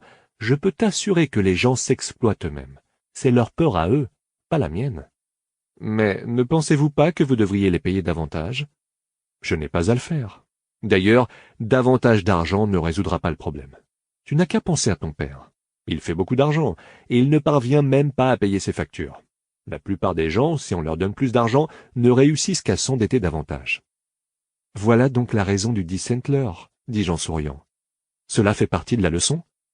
C'est tout à fait exact, rétorqua Père Riche. Vois-tu, ton père a fréquenté l'école et il a reçu une excellente instruction dans le but de décrocher un emploi bien rémunéré. Il y est parvenu, mais il continue d'avoir des problèmes financiers car il n'a rien appris au sujet de l'argent à l'école. Et en plus de tout cela, travailler pour l'argent fait partie de son credo. Ce n'est pas votre cas, demandai-je. Non, pas vraiment, dit Père Riche. Si tu veux apprendre à travailler pour l'argent, continue de rester à l'école. C'est un excellent endroit pour apprendre à agir de la sorte. Mais si tu veux apprendre à mettre l'argent à ton service, je te l'enseignerai. Mais à la seule condition que tu veuilles vraiment apprendre. Il y a 20 ans aujourd'hui, faire des études? Bien que je sois un fervent partisan de l'éducation et de la formation continue, faire des études, surtout universitaires, est devenu un cauchemar financier. Les dettes étudiantes ont atteint un sommet record avec 44 millions de jeunes Américains qui doivent près de 1,3 billion de dollars. Encore une fois, des billions, avec un B majuscule. Tous les gens n'aimeraient-ils pas apprendre cela, demandai-je. Non, dit Père Riche, pour la simple raison qu'il est plus facile d'apprendre à travailler pour l'argent, surtout quand la peur est le premier sentiment que vous ressentez quand on aborde le sujet de l'argent. Je ne comprends pas, dis-je en fronçant les sourcils. Ne t'inquiète pas de cela pour l'instant. Sache seulement que c'est la peur qui fait que la plupart des gens tiennent à conserver leur emploi. La peur de ne pas pouvoir payer leurs factures, la peur d'être congédié, la peur de ne pas avoir suffisamment d'argent, la peur de recommencer à zéro. Voilà le prix à payer quand on étudie pour apprendre une profession ou un métier et qu'on travaille ensuite pour l'argent. La plupart des gens deviennent esclaves de l'argent, puis ils se fâchent contre leur patron. Apprendre à mettre l'argent à son service est un programme d'études complètement différent, n'est-ce pas? Absolument, répondit Père Riche. Absolument. Nous restâmes silencieux pendant quelques instants en ce magnifique samedi matin hawaïen. Mes amis venaient tout juste d'amorcer leur partie de baseball. Mais pour une raison ou une autre, j'étais maintenant reconnaissant d'avoir pris la décision de travailler pour 10 Centler. Je sentais que j'étais sur le point d'apprendre quelque chose que mes amis n'apprendraient pas à l'école. « Es-tu prêt à apprendre » demanda Père Riche. « Absolument, » dis-je avec un large sourire. « J'ai tenu ma promesse. Je t'ai enseigné à distance, sans que tu t'en rendes compte, » dit Père Riche. « À 9 ans, tu as déjà un aperçu de ce qu'on ressent quand on travaille pour l'argent. Multiplie simplement tes activités du dernier mois par 50 années et tu auras une bonne idée des activités auxquelles se consacrent la plupart des gens pendant toute leur vie. »« Je ne comprends pas, » dis-je. « Qu'as-tu ressenti quand il t'a fallu attendre longuement pour me voir? La première fois pour te faire engager et la fois suivante pour exiger davantage d'argent. »« Je me suis senti lamentable, » dis-je. Voilà à quoi ressemble la vie de beaucoup de gens quand ils choisissent de travailler pour l'argent, dit Père Riche. Et qu'as-tu ressenti quand Madame Martin a laissé tomber 3 10 cents dans ta main pour 3 heures d'ouvrage? Je trouvais que ce n'était pas assez. Ça me semblait moins que rien. J'étais déçu, dis-je. Et c'est ce que ressentent la plupart des employés quand ils regardent leur chèque de salaire, une fois tous les impôts et contributions prélevés. Toi, du moins, tu as obtenu 100% de ta paye. Vous voulez dire que la plupart des travailleurs ne touchent pas leur paye au complet? Demandai-je avec étonnement. Dieu du ciel, non, dit Père Riche. Le gouvernement prend toujours sa part en premier. De quelle façon? Par les impôts, dit Père Riche. Quand tu gagnes de l'argent, ton salaire est imposé. Tu es taxé quand tu en dépenses. Tu es taxé quand tu en épargnes. Tu es taxé quand tu meurs. Pourquoi les gens laissent-ils le gouvernement leur faire ça? Les riches ne se laissent pas faire, dit Père Riche avec le sourire aux lèvres. Les pauvres et la classe moyenne se laissent faire. Je te parie que je gagne plus d'argent que ton père, et pourtant il paye davantage d'impôts. Comment est-ce possible, demandai-je. Cela n'avait aucun sens à mes yeux. Pourquoi quelqu'un laisserait-il le gouvernement lui faire ça? Il y a 20 ans aujourd'hui, impôts, impôts, impôts. Les gouvernements ne cessent de se développer et ont besoin de plus en plus d'argent. Et le seul endroit où ils peuvent s'en procurer est au sein de la classe moyenne, c'est-à-dire dans les poches des travailleurs. Les gouvernements accordent actuellement des privilèges aux investisseurs professionnels et aux propriétaires d'entreprises. Ce sont les travailleurs qui payent des impôts.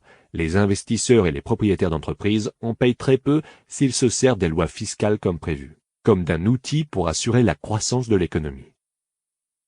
Père Riche se balançait lentement et silencieusement sur son fauteuil tout en me regardant. « Es-tu prêt à apprendre » demanda-t-il. Je consentis d'un signe de tête. Je te l'ai déjà dit, il y a beaucoup à apprendre. Car pour apprendre à mettre l'argent à ton service, cela exige un enseignement qui peut durer toute une vie. La plupart des gens fréquentent le collège pendant 4 ans, puis ils mettent un terme à leurs études. Je sais d'avance que mon étude de l'argent se prolongera pendant toute la durée de ma vie, car plus je découvre de choses sur le sujet, plus j'en découvre d'autres qu'il me faut connaître. La plupart des gens n'étudient jamais ce sujet. Ils se rendent au travail, touchent leur salaire, équilibrent leur carnet de chèques, un point c'est tout. Par-dessus le marché, ils se demandent pourquoi ils ont des problèmes d'argent. Ensuite, ils s'imaginent que davantage d'argent réglera le problème. Bien peu se rendent compte que le problème résulte de leur manque d'éducation financière. Par conséquent, si mon père a des problèmes de taxes et d'impôts, c'est qu'il ne comprend pas le fonctionnement de l'argent? Demandai-je un peu confus. Vois-tu, dit Père Riche, les impôts ne représentent qu'une petite partie de cet apprentissage qui te révélera comment mettre l'argent à ton service. Aujourd'hui, j'ai voulu seulement me rendre compte si tu entretenais encore cette passion d'apprendre les différentes notions concernant l'argent. La plupart des gens ne partagent pas cette passion. Ils veulent aller à l'école, apprendre une profession, avoir du plaisir au travail et gagner énormément d'argent. Ils se réveillent un jour avec de gros problèmes d'argent, ils prennent alors conscience qu'ils ne peuvent plus se permettre d'arrêter de travailler.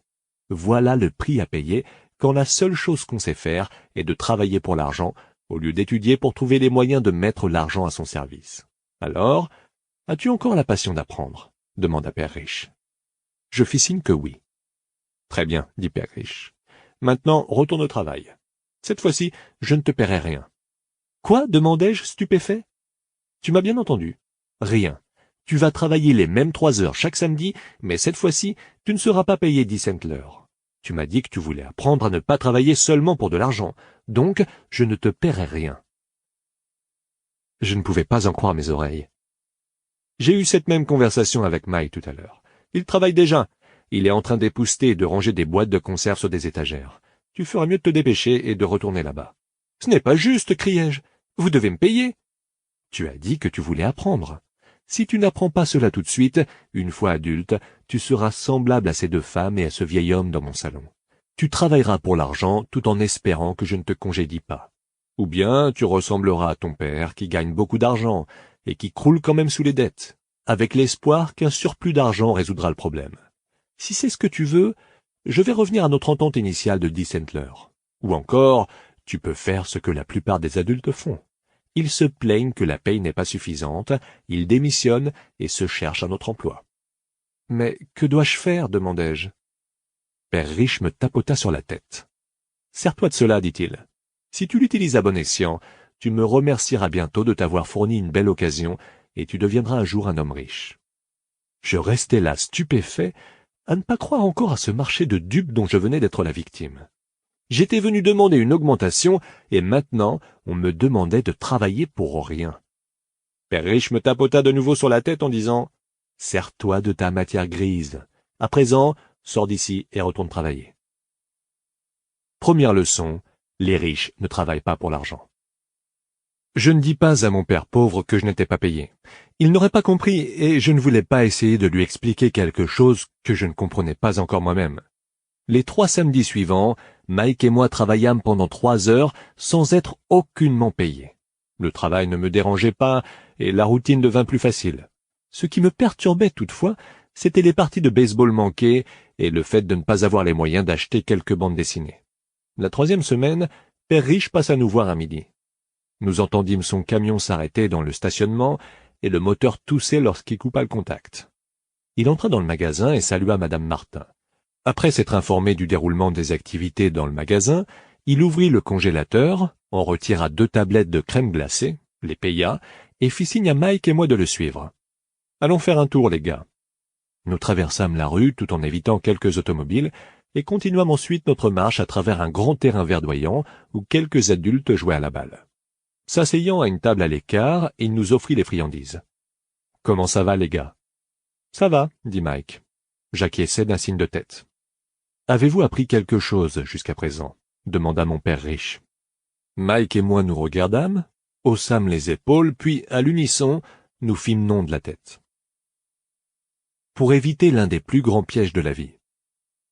Eh bien, les gars, vous feriez mieux de vous mettre à réfléchir. Vous êtes confronté à l'une des plus grandes leçons de la vie. Si vous l'apprenez, vous jouirez d'une vie comportant une liberté et une sécurité immense. Si vous ne l'apprenez pas, vous finirez comme Madame Martin et la plupart des gens qui jouent à la balle dans ce parc. Ils travaillent très dur, pour peu d'argent, se raccrochant à l'illusion de la sécurité d'emploi, anticipant leurs 3 semaines de vacances annuelles et une maigre pension après 45 ans de service. Si cela vous emballe, je vous donnerai une augmentation de 25 cents l'heure. Mais ce sont de bonnes personnes qui travaillent dur. Êtes-vous en train de vous moquer d'elles? Demandai-je. Un sourire apparut sur le visage de Perriche. Madame Martin est comme une mère pour moi. Je ne pourrais jamais être aussi cruel. J'ai peut-être l'air inhumain, mais je m'efforce de vous démontrer quelque chose à tous les deux. Je veux élargir vos horizons, afin que vous puissiez distinguer certaines choses que la plupart des gens n'ont jamais la chance de voir, car leur vision est trop étroite. En effet, la majeure partie des gens ne voient jamais le piège dans lequel ils sont tombés. Mike et moi restâmes assis là, ne sachant pas au juste ce qu'il voulait dire. Ses paroles nous semblaient dures, mais nous sentions qu'il essayait de nous faire comprendre un point important. Arborant un sourire, Perriche dit « Est-ce que 25 cents de l'heure vous conviendrait? Cela fait-il battre votre cœur un peu plus vite ?» Je fis signe que non, mais en fait, mon cœur battait vite. 25 cents l'heure, cela représentait beaucoup d'argent pour moi. « D'accord, je vais vous payer $1 l'heure, » dit Perriche avec un sourire espiègle. Soudain, mon cœur commença à battre la chamade. Mon cerveau criait « Accepte, accepte !» Je n'en croyais pas mes oreilles. Pourtant, je ne dis rien. Bon, d'accord. $2 l'heure. À ces mots, mon petit cœur et mon petit cerveau explosèrent presque. Après tout, nous étions en 1956 et un salaire de $1 l'heure aurait fait de moi l'enfant le plus riche au monde. Je ne pouvais pas imaginer gagner une somme pareille. Je voulais dire oui. Je voulais conclure le marché. Je voyais déjà une nouvelle bicyclette, un nouveau gant de baseball et le respect de mes amis lorsque j'exhiberais mon argent. En plus de tout ça, Jimmy et ses riches camarades ne pourraient plus jamais me traiter de pauvre maintenant. Mais pour une raison ou une autre, je restais muet. La crème glacée avait fondu et coulait le long de ma main. Perriche observait les deux garçons qui le dévisageaient eux aussi, les yeux grands ouverts et le cerveau vide. Il savait qu'il nous mettait à l'épreuve, et il savait aussi qu'une part de cet être émotif en nous voulait accepter ce marché. Il savait que chaque être humain recèle dans son âme un élément faible et pitoyable que l'on peut acheter. Il savait que chaque être humain a également dans son âme une composante forte qu'on ne pourra jamais acheter. Il s'agissait simplement de savoir quelle part, quelle composante était la plus forte. D'accord, $5 l'heure. Soudainement, je devins silencieux. Les règles du jeu avaient changé. L'offre était bien trop généreuse et devenait ridicule. Il n'y avait pas beaucoup d'adultes en 1956 qui gagnaient plus de $5 l'heure. La tentation du gain disparut rapidement et une accalmie sereine s'installa en moi. Je me tournai lentement vers ma gauche pour regarder Mike. Il me regarda à son tour. La part de mon âme qui était faible et pitoyable se tut. L'autre part, celle qui n'avait pas de prix et qu'on ne pouvait pas acheter, l'emporta. Je savais que Mike était arrivé à la même conclusion. Bien, dit doucement Perriche. La plupart des gens ont un prix. Et ils ont un prix à cause des émotions humaines qu'on appelle la peur et l'avidité. Premièrement, la peur d'être sans le sou nous motive à travailler dur. Puis, lorsque nous recevons notre paye, l'avidité ou le désir nous incite à penser à toutes ces merveilles que l'argent peut acheter. Le conditionnement s'installe alors. Quel conditionnement? Demandai-je. Celui de se lever, d'aller travailler, de payer des factures, de se lever de nouveau, d'aller travailler, de payer des factures. À partir de ce moment-là, la vie des gens est régie par deux émotions, la peur et l'avidité. Offrez-leur plus d'argent et ils perpétuent le cycle en accroissant également leurs dépenses. C'est ce que j'appelle la foire d'empoigne ou l'engrenage. Existe-t-il une autre façon d'agir? Demanda Mike. Oui, dit lentement Perriche, mais peu de gens la connaissent. Et quelle est cette façon? Demanda Mike. C'est ce que vous découvrirez, je l'espère, en travaillant et en étudiant avec moi. Voilà pourquoi j'ai exclu toute forme de rémunération. Peux-tu nous fournir des indices, père? Demanda Mike. Nous en avons plus qu'assez de travailler dur, surtout pour rien. Eh bien, la première étape consiste à dire la vérité, dit Perriche. Nous n'avons pas menti, dis-je. Je n'ai pas dit que vous aviez menti. J'ai dit simplement de dire la vérité, répliqua Perriche. La vérité à propos de quoi? Demandai-je. Sur ce que vous ressentez, dit Père Riche. Vous n'avez pas à le dire à quelqu'un d'autre, seulement de le reconnaître pour vous-même. Vous voulez dire que les gens qui se trouvent dans ce parc et les gens qui travaillent pour vous, comme Madame Martin, n'agissent pas ainsi? Demandai-je.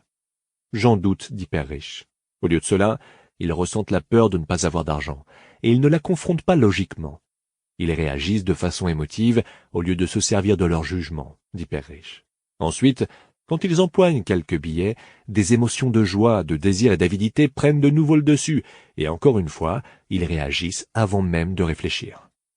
Donc, leurs émotions contrôlent leur cerveau, dit Mike. C'est juste, dit Père Riche. Au lieu d'admettre la vérité à propos de ce qu'ils ressentent, ils réagissent à leurs propres sentiments et ne parviennent pas à réfléchir. Ils ressentent la peur. Ils se rendent travailler en espérant que l'argent apaisera la peur, mais ça ne marche pas. Cette ancienne peur les hante et ils retournent au travail, espérant une fois de plus que l'argent calmera toute leur peur. Et de nouveau, ça ne fonctionne pas. La peur les prend au piège du travail, des gains d'argent, du travail, des gains d'argent, tout en espérant que la peur disparaisse. Mais chaque jour, ils se lèvent et cette ancienne peur se réveille avec eux. Cette ancienne peur garde éveillés toutes les nuits des millions de gens agités et inquiets. Puis ils se lèvent, vont travailler et espèrent que leur salaire anéantira cette peur qui ronge leur âme. L'argent mène leur vie et ils refusent de dire la vérité à ce sujet. L'argent contrôle leurs émotions et en conséquence leur âme. Il y a 20 ans aujourd'hui, la principale crainte. Alors que la population mondiale vieillit et que de plus en plus de gens se dirigent vers la retraite, il a été établi que leur principale crainte a trait à l'argent. Près de 50% des gens interrogés craignent de ne pas survivre à leurs économies, de manquer d'argent pendant leur âge d'or. Père Riche demeura silencieux, nous laissant intérioriser son message. Mike et moi avions entendu ce qu'il disait, mais nous ne comprenions pas entièrement ce dont il parlait. Tout ce que j'en savais était que je me posais souvent la question pourquoi les adultes se dépêchaient d'aller travailler. Cela ne me semblait pas très amusant, et ils n'avaient jamais l'air très contents, mais quelque chose les poussait à le faire. Quand Père Riche se rendit compte que nous avions assimilé la plus grande partie de son message, il nous dit « Je veux que vous évitiez ce piège, mes garçons. C'est vraiment ce que je veux vous enseigner, et non pas seulement à devenir riche, car être riche ne résout pas le problème. » « Vraiment ?» demandai-je surpris. « Vraiment. Laissez-moi vous expliquer l'autre émotion, le désir. Certains l'appellent l'avidité, mais je préfère le mot désir. Il est tout à fait normal de désirer quelque chose de mieux, de plus beau, de plus amusant ou emballant. Par conséquent, les gens travaillent également pour l'argent à cause du désir. Ils désirent l'argent pour la joie qu'ils pensent pouvoir acheter. Mais la joie que l'argent apporte est souvent de courte durée. Et bientôt, ils ont besoin de plus d'argent pour obtenir plus de joie, de plaisir, de confort, de sécurité. Alors, ils continuent de travailler, pensant que l'argent apaisera leur âme troublée par la peur et le désir, mais l'argent ne peut pas jouer ce rôle. « Est-ce la même chose pour les gens riches ?» demanda Mike. « Y compris les gens riches, dit Père Riche. À vrai dire, plusieurs riches le sont devenus non pas à cause du désir, mais à cause de la peur. Ils pensent réellement que l'argent peut éliminer cette peur de ne plus avoir d'argent et d'être pauvre. Par conséquent, ils en amassent des tonnes, mais ils se rendent compte un jour que la peur s'amplifie. Ils ont maintenant peur de perdre cet argent. J'ai des amis qui continuent de travailler même s'ils en ont plus que suffisamment. Je connais des millionnaires qui ont encore plus peur maintenant que lorsqu'ils étaient pauvres. Ils sont terrifiés à l'idée de perdre tout leur argent. Les peurs qui les ont poussés à devenir riches sont plus intenses qu'auparavant. En réalité, la partie faible et douloureuse de leur âme crie encore plus fort. Ils ne veulent pas perdre les grosses maisons, les automobiles et la vie mondaine que l'argent leur a procurée. Ils s'inquiètent de ce que diraient leurs amis s'il leur arrivait de perdre tout leur argent. Plusieurs sont désespérés et névrosés sur le plan émotif, même s'ils ont l'air riches et possèdent plus d'argent. Alors, un homme pauvre est-il plus heureux? Non, je ne le crois pas, répliqua Père Riche. Se soustraire à l'argent est tout aussi insensé que de trop s'y attacher. Juste au bon moment, le vagabond local passa tout près de notre table. Il s'arrêta devant une grande poubelle et fouilla à l'intérieur. Nous le regardâmes tous les trois avec beaucoup d'intérêt, alors que quelques semaines auparavant, nous l'aurions probablement ignoré. Père Riche retira $1 de son portefeuille et fit signe au vieil homme. Apercevant l'argent, Le vagabond s'approcha immédiatement, prit le billet, remercia Père Riche avec profusion et repartit fou de joie de son coup de chance. « Il n'est pas très différent de la plupart de mes employés, dit Père Riche. J'ai rencontré tellement de gens qui disent « Oh, l'argent ne m'intéresse pas ». Cependant, ils passent 8 heures par jour à faire leur boulot. Cela s'appelle nier la vérité. Si l'argent ne les intéresse pas, alors pourquoi travaillent-ils? Cette façon de penser est probablement plus déséquilibrée que celle de cette autre personne qui amasse de l'argent. Assis là à écouter Père Riche, je repensais aux nombreuses fois où mon propre père disait « L'argent ne m'intéresse pas ». Il prononçait souvent ces mots. Il se justifiait aussi en disant toujours « Je travaille parce que j'aime mon métier ». Alors, que devons-nous faire? Devons-nous ne pas travailler pour l'argent jusqu'à ce que toute trace de peur et d'avidité disparaisse? Non, ce serait une perte de temps, dit Père Riche. Les émotions font de nous des êtres humains. Elles nous rendent réels. Le mot émotion signifie de l'énergie en mouvement. Soyez sincères en ce qui concerne vos émotions et utilisez-les de même que votre esprit à votre avantage et non à votre détriment. Un instant, dit Mike. Ne vous cassez pas la tête avec ce que je viens de dire. Vous y verrez plus clair dans quelques années. Observez et étudiez vos émotions plutôt que d'y réagir. La plupart des gens ne savent pas que ce sont leurs émotions qui pensent à leur place. Vos émotions sont vos émotions, mais vous devez apprendre à penser par vous-même. Pouvez-vous me donner un exemple? Demandai-je. Bien sûr, répliqua Père Riche. Quand une personne dit « il me faut trouver du travail », il y a de fortes chances que ce soit une émotion qui pense à sa place. La peur de ne pas avoir d'argent provoque cette pensée. Mais les gens ont vraiment besoin d'argent quand ils ont des factures à payer, dis-je. Certainement, dit Père Riche en souriant. Je dis simplement que c'est trop souvent la peur qui réfléchit à notre place. Je ne comprends pas, dit Mike. Par exemple, dit Père Riche, si la peur de ne pas avoir suffisamment d'argent se manifeste, on pourrait peut-être se poser la question suivante au lieu de se précipiter pour trouver un emploi. Un emploi sera-t-il la meilleure solution pour éliminer cette peur à long terme? À mon avis, la réponse est non. Un emploi est vraiment une solution à court terme pour un problème à long terme. Mais mon père dit toujours « Continue d'aller à l'école et obtiens de bonnes notes pour que tu puisses un jour te trouver un emploi sûr et stable », osais-je dire, un peu confus. « Oui, je comprends qu'ils disent cela », dit Père Riche en souriant. « La plupart des gens le recommandent, et c'est une bonne idée de le faire pour la majorité d'entre eux. Mais cette recommandation est fondée principalement sur la peur. » Vous voulez dire que mon père dit cela parce qu'il a peur? Oui, dit Père Riche. Il est terrifié à l'idée que tu ne sois pas capable de gagner de l'argent et que tu ne puisses pas t'intégrer dans la société. Comprends-moi bien. Il t'aime et il agit au mieux de tes intérêts. Une bonne instruction et un emploi sont importants, mais ça ne résoudra pas la peur.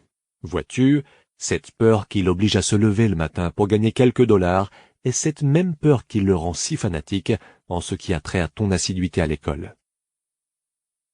Il y a 20 ans aujourd'hui, la maîtrise de l'argent.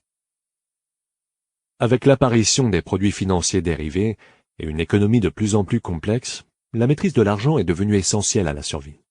Avec de faibles taux d'intérêt et un marché boursier incertain, les vieux adages prônant l'épargne et l'investissement à long terme n'ont plus de sens.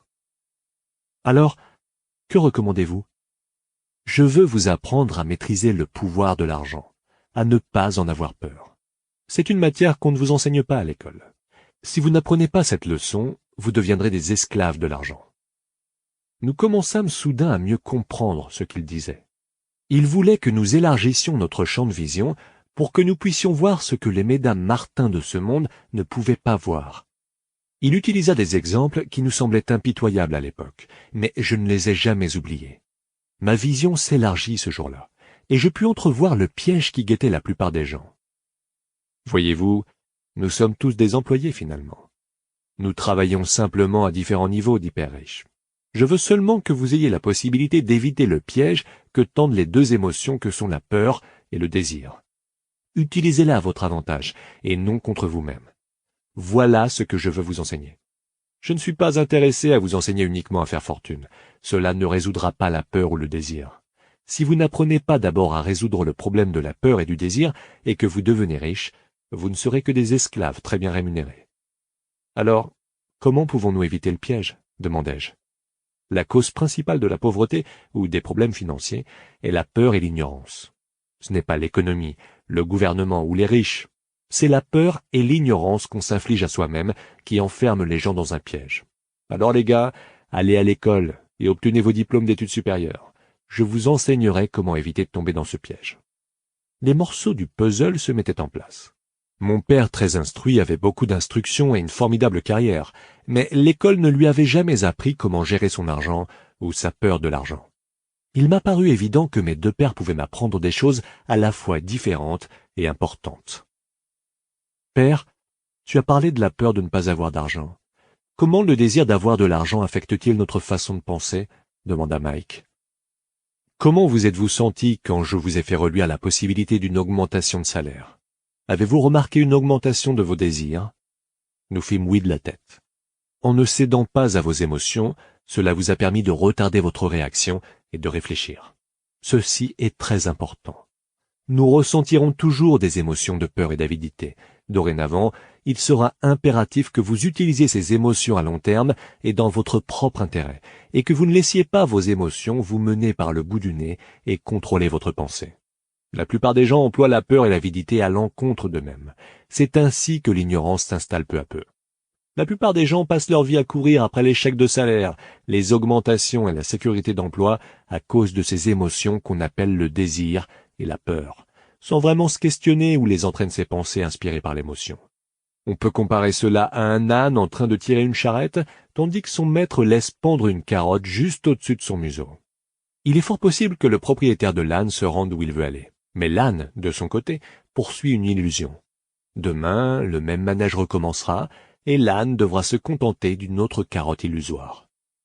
Tu veux dire qu'à partir du moment où j'imagine un nouveau gant de baseball, des bonbons et des jouets, c'est la même chose que la carotte pour l'âne? Demanda Mike. Oui. Et en vieillissant, tes jouets sont beaucoup plus chers. Une nouvelle auto, un bateau et une grande maison pour impressionner tes amis, dit Père Riche avec un sourire. La peur te pousse à l'extérieur de chez toi et le désir te sollicite. Voilà le piège. Quelle est donc la réponse à cette situation, s'enquit Mike? La peur et les désirs sont amplifiés par l'ignorance. Voilà pourquoi des gens riches avec des tonnes d'argent ressentent souvent encore plus la peur à mesure que leur fortune grandit. L'argent est la carotte, l'illusion. Si l'âne pouvait comprendre vraiment le stratagème, il y repenserait peut-être à deux fois avant de se mettre à courir après la carotte. Père Riche enchaîna en expliquant que la vie humaine est une véritable lutte entre l'ignorance et la lumière. Il nous fit comprendre qu'à partir du moment où une personne cesse d'être en quête d'informations et de connaissances à propos d'elle-même, l'ignorance s'installe. Cette lutte est un choix de chaque instant. Il s'agit d'apprendre à ouvrir son esprit ou de prendre la décision de le fermer. Voyez-vous, l'école est très importante. Vous fréquentez l'école pour y apprendre une technique ou une profession, pour devenir un membre à part entière de la société. Toutes les cultures ont besoin de professeurs, de médecins, de mécaniciens, d'artistes, de cuisiniers, de gens d'affaires, de policiers, de pompiers, de soldats. Les écoles les forment afin que notre culture puisse prospérer et s'épanouir, dit Père Riche.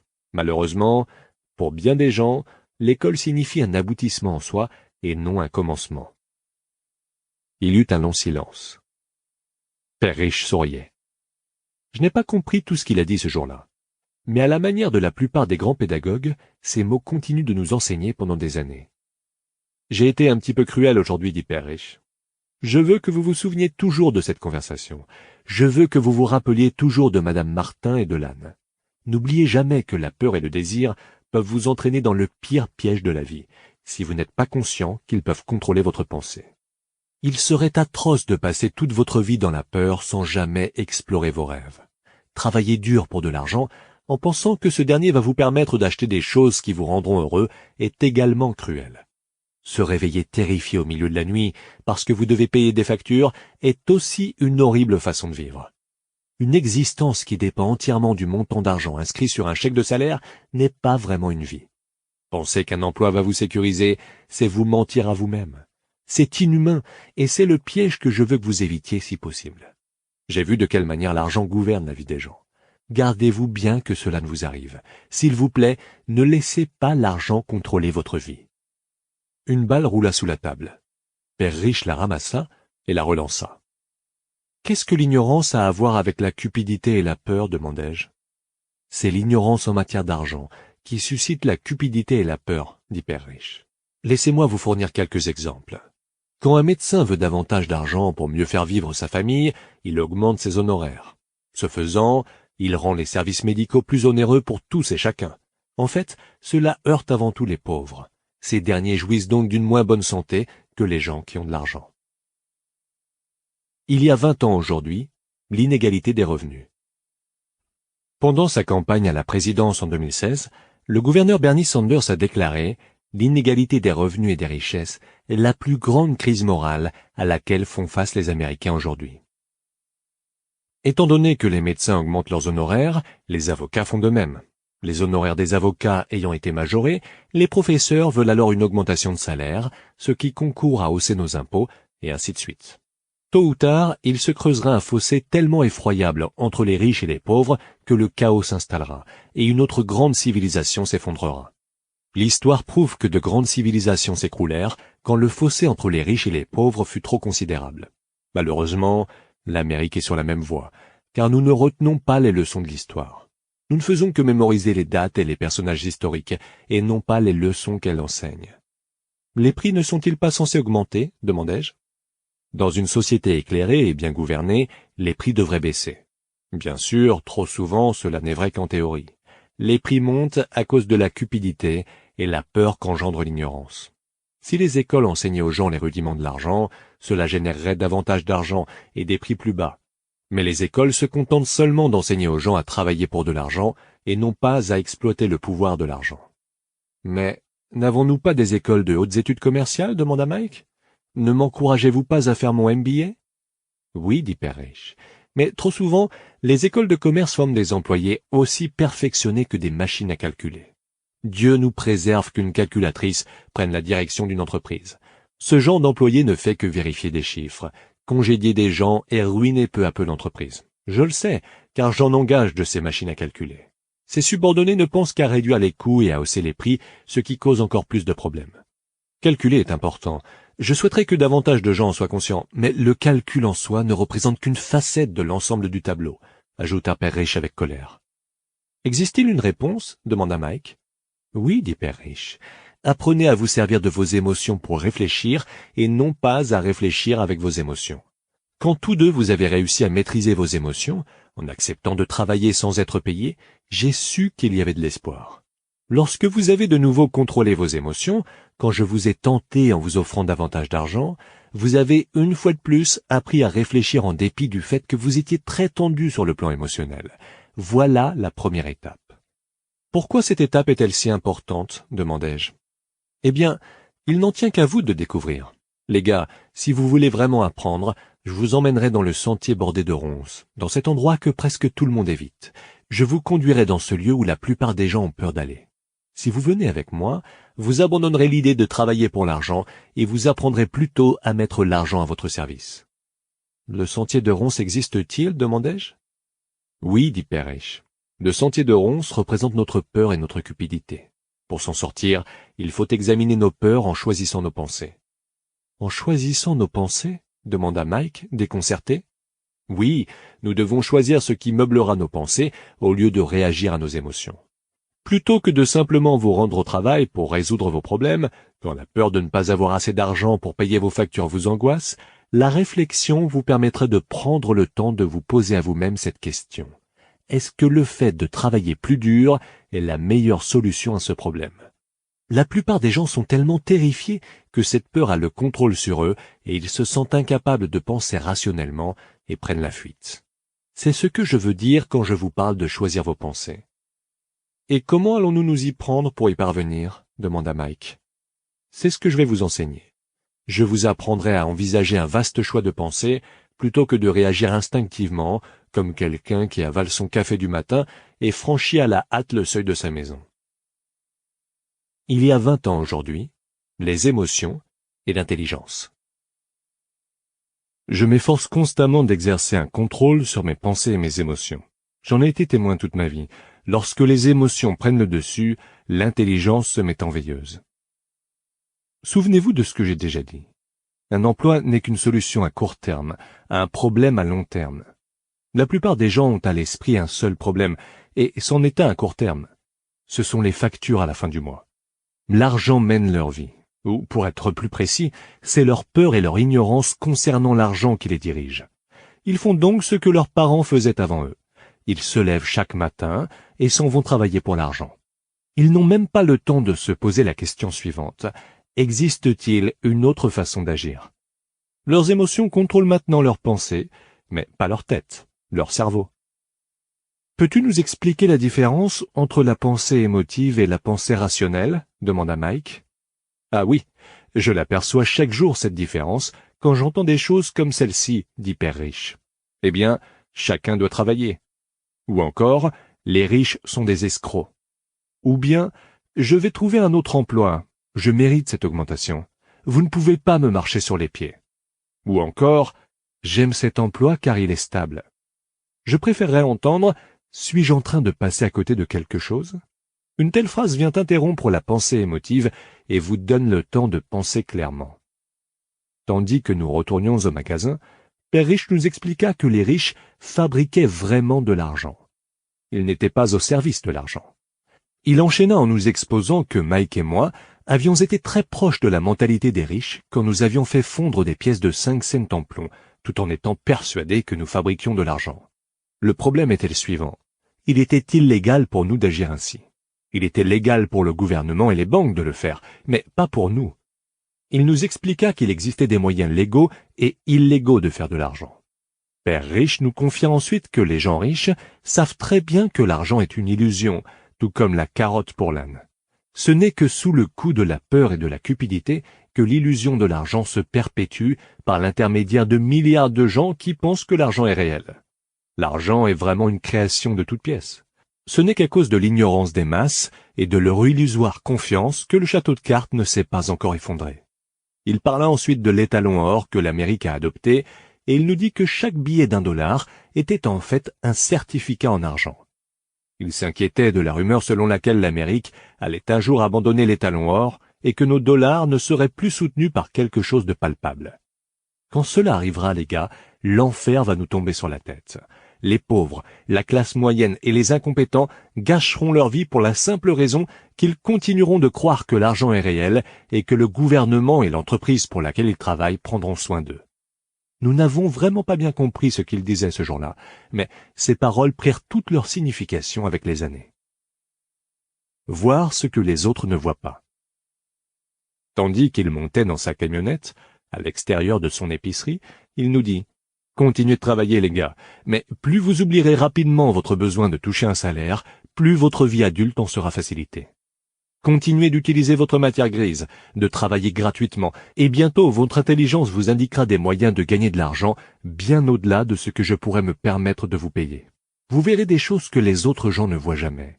La plupart des gens ne discernent pas ces occasions, car ils ne recherchent que l'argent et la sécurité. Voilà pourquoi ils n'obtiennent que ça. À partir du moment où vous discernerez vraiment ce qu'est une occasion, vous serez capable de voir toutes les autres pour le reste de votre vie. Dès l'instant où vous aurez franchi cette étape, je vous enseignerai autre chose. Retenez bien ce que je viens de vous dire et vous éviterez un des pires pièges de la vie. Mike et moi allâmes chercher nos affaires dans le magasin et saluâmes Madame Martin. Nous retournâmes au parc, nous nous assîmes sur le même banc et nous passâmes plusieurs heures à réfléchir et à converser. À l'école, la réflexion et la conversation occupèrent la plus grande partie de la semaine suivante. Pendant 2 autres semaines, nous continuâmes de réfléchir, de parler et de travailler gratuitement. À la fin du 2e samedi, je saluai de nouveau Madame Martin et je regardais le présentoir de bandes dessinées avec un regard allumé par l'envie. Il était très pénible pour moi de ne pas avoir d'argent pour m'acheter des bandes dessinées, vu que je ne gagnais même pas 30 cents par samedi. Soudain, alors que Madame Martin nous saluait, Mike et moi, je la vis accomplir une tâche que je ne l'avais jamais vue faire auparavant. Madame Martin était en train de découper en 2 la page couverture d'une bande dessinée. Elle conservait la moitié supérieure de la couverture et jetait le reste de la bande dans une grosse boîte en carton. Quand je lui demandais ce qu'elle faisait avec les bandes dessinées, elle me dit « Je m'en débarrasse. Je remets la moitié supérieure de la couverture au distributeur pour obtenir un crédit quand il apporte de nouvelles bandes. Il doit passer dans 1 heure. » Mike et moi attendîmes pendant 1 heure. Le distributeur arriva peu après, et je lui demandai si nous pouvions obtenir les bandes dessinées que Madame Martin avait amputées d'une partie de leur couverture. Ce dernier eut la réplique suivante. Vous pouvez les prendre si vous êtes au service de ce magasin et si vous ne les revendez pas. Notre association renaissait. Il y avait chez Mike une pièce en trop au sous-sol dont personne ne se servait. Nous avons commencé à y empiler des centaines de bandes dessinées. Peu de temps après, notre bibliothèque de bandes dessinées fut accessible au public. Nous engageâmes la jeune sœur de Mike, qui adorait étudier, à titre de bibliothécaire. Elle faisait payer 10 cents comme prix d'entrée à chaque enfant pour la bibliothèque, laquelle était ouverte de 14h30 à 16h30 chaque jour après l'école. Les clients, qui étaient en fait les enfants du voisinage, pouvaient lire autant de bandes dessinées qu'ils le désiraient pendant 2 heures. C'était une véritable aubaine, étant donné que chaque bande dessinée coûtait 10 cents. Ils avaient amplement le temps d'en lire 5 ou 6 en l'espace de 2 heures. La sœur de Mike surveillait les enfants quand ils quittaient la bibliothèque, afin de s'assurer qu'ils n'empruntaient aucune bande dessinée. Elle tenait également la comptabilité, notant le nombre d'enfants qui se présentaient chaque jour, leurs noms et leurs différents commentaires. Mike et moi avons fait en moyenne 9,50 $ par semaine au cours d'une période de 3 mois. Nous avons donné à sa sœur $1 par semaine et nous lui avons permis de lire les bandes dessinées gratuitement, ce qu'elle faisait rarement étant donné qu'elle étudiait continuellement. Mike et moi respectâmes notre entente en travaillant à l'épicerie chaque samedi et en ramassant toutes les bandes dessinées des autres magasins. Nous avons aussi respecté notre entente avec le distributeur en ne vendant aucune bande dessinée. Nous les brûlâmes lorsqu'elles étaient trop déchirées. Nous essayâmes d'ouvrir une succursale, mais nous fûmes incapables de trouver quelqu'un d'autre d'aussi dévoué que la sœur de Mike, en qui nous aurions pu avoir confiance. Très tôt dans la vie, nous prîmes conscience à quel point il était difficile de s'entourer d'un bon personnel. 3 mois après l'ouverture de la bibliothèque, une bataille éclata quand de petits durs d'un autre quartier s'introduisirent de force dans la pièce. Le père de Mike nous suggéra de fermer notre entreprise de bande dessinée. Nous la fermâmes donc et nous cessâmes de travailler les samedis à l'épicerie. De toute façon, Père Riche était tout excité, car il avait de nouvelles choses à nous enseigner. Il était content, car nous avions très bien assimilé notre première leçon. Nous avions appris à mettre l'argent à notre service. N'étant plus payés pour notre travail au magasin, nous fûmes forcés d'utiliser notre imagination pour trouver un moyen de gagner de l'argent. En créant notre propre entreprise, la bibliothèque de bande dessinée, nous contrôlions nos propres finances et nous n'étions pas dépendants d'un employeur. Le plus extraordinaire dans cette histoire est que notre entreprise générait de l'argent même quand nous n'étions pas présents en personne. Notre argent travaillait pour nous. Il y a 20 ans aujourd'hui, le pouvoir de l'imagination. À l'ère de l'information et de l'Internet, des millions d'individus de moins de 30 ans s'enrichissent en utilisant leur imagination pour créer des applications qui changent le monde. De Facebook à Uber, en passant par Snapchat et autres. Les gens qui ont de l'imagination prospèrent et ceux qui n'en ont pas sont encore à la recherche d'un emploi. Que des robots et la technologie pourraient bientôt leur ravir. Au lieu de nous payer en argent, Père Riche nous avait apporté beaucoup plus. Séance d'études. Chapitre 1, leçon 1. Les riches ne travaillent pas pour l'argent. Résumé. À l'âge de 9 ans, Robert Kiyosaki et son ami d'enfance n'ont pas été invités à la maison de campagne d'un camarade de classe parce qu'ils étaient des enfants pauvres.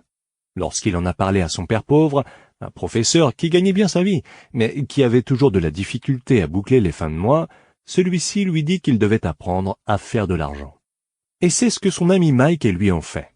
Ils ont réuni un grand nombre de tubes de dentifrice vides qui, à l'époque, étaient faits de plomb.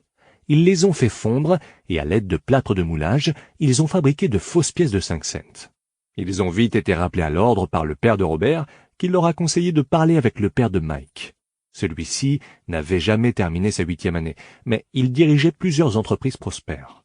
Le père de Mike, le père riche dont il est question dans le titre de cet ouvrage, a accepté de devenir leur professeur, mais à ces conditions.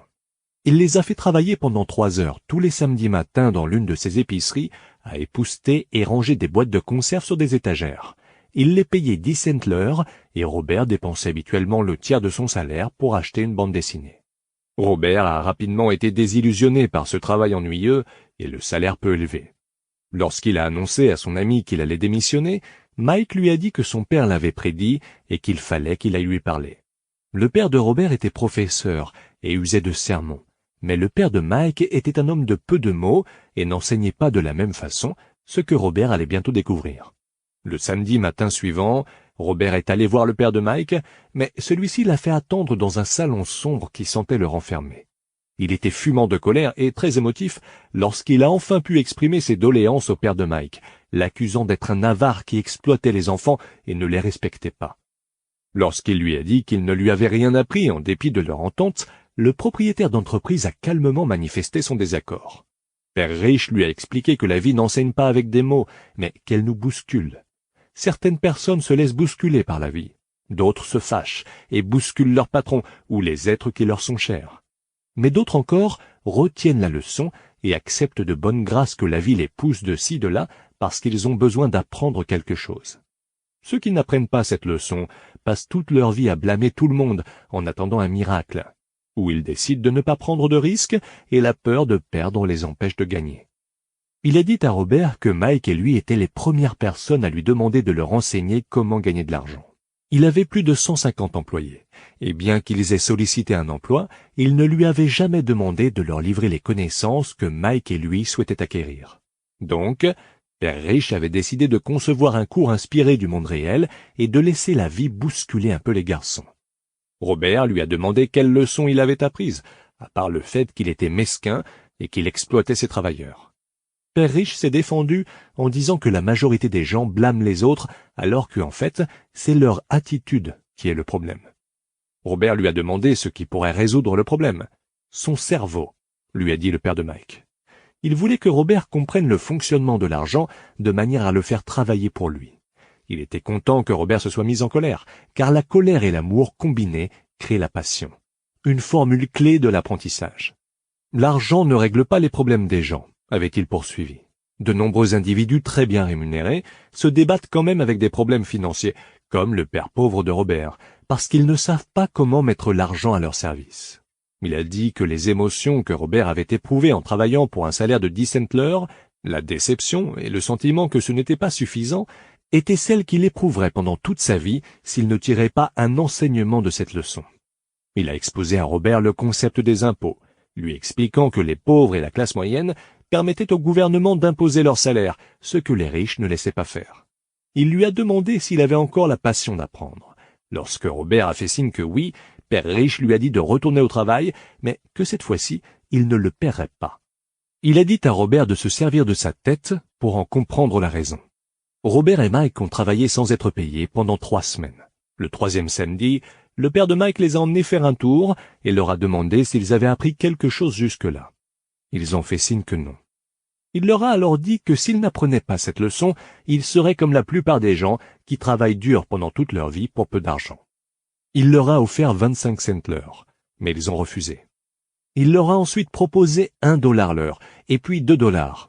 Robert est resté muet. Malgré une offre finale de $5 l'heure, une somme rondelette à cette époque, Robert a conclu qu'on ne pouvait pas l'acheter. Père Rich a dit qu'il était bien qu'il n'ait pas de prix. La plupart des gens en ont un parce que leur vie est gouvernée par la peur et l'avidité. La peur d'être sans le sou les motive à travailler dur pour toucher un chèque de paye, mais lorsqu'ils reçoivent cet argent, l'avidité les incite à penser à tout ce qu'ils pourraient acheter. Ils ont alors besoin de plus d'argent, et ils accroissent également leurs dépenses. C'est ce que Père Rich appelait la foire d'empoigne ou l'engrenage. Il a dit aux garçons que la première étape était de dire la vérité sur ce qu'ils ressentaient.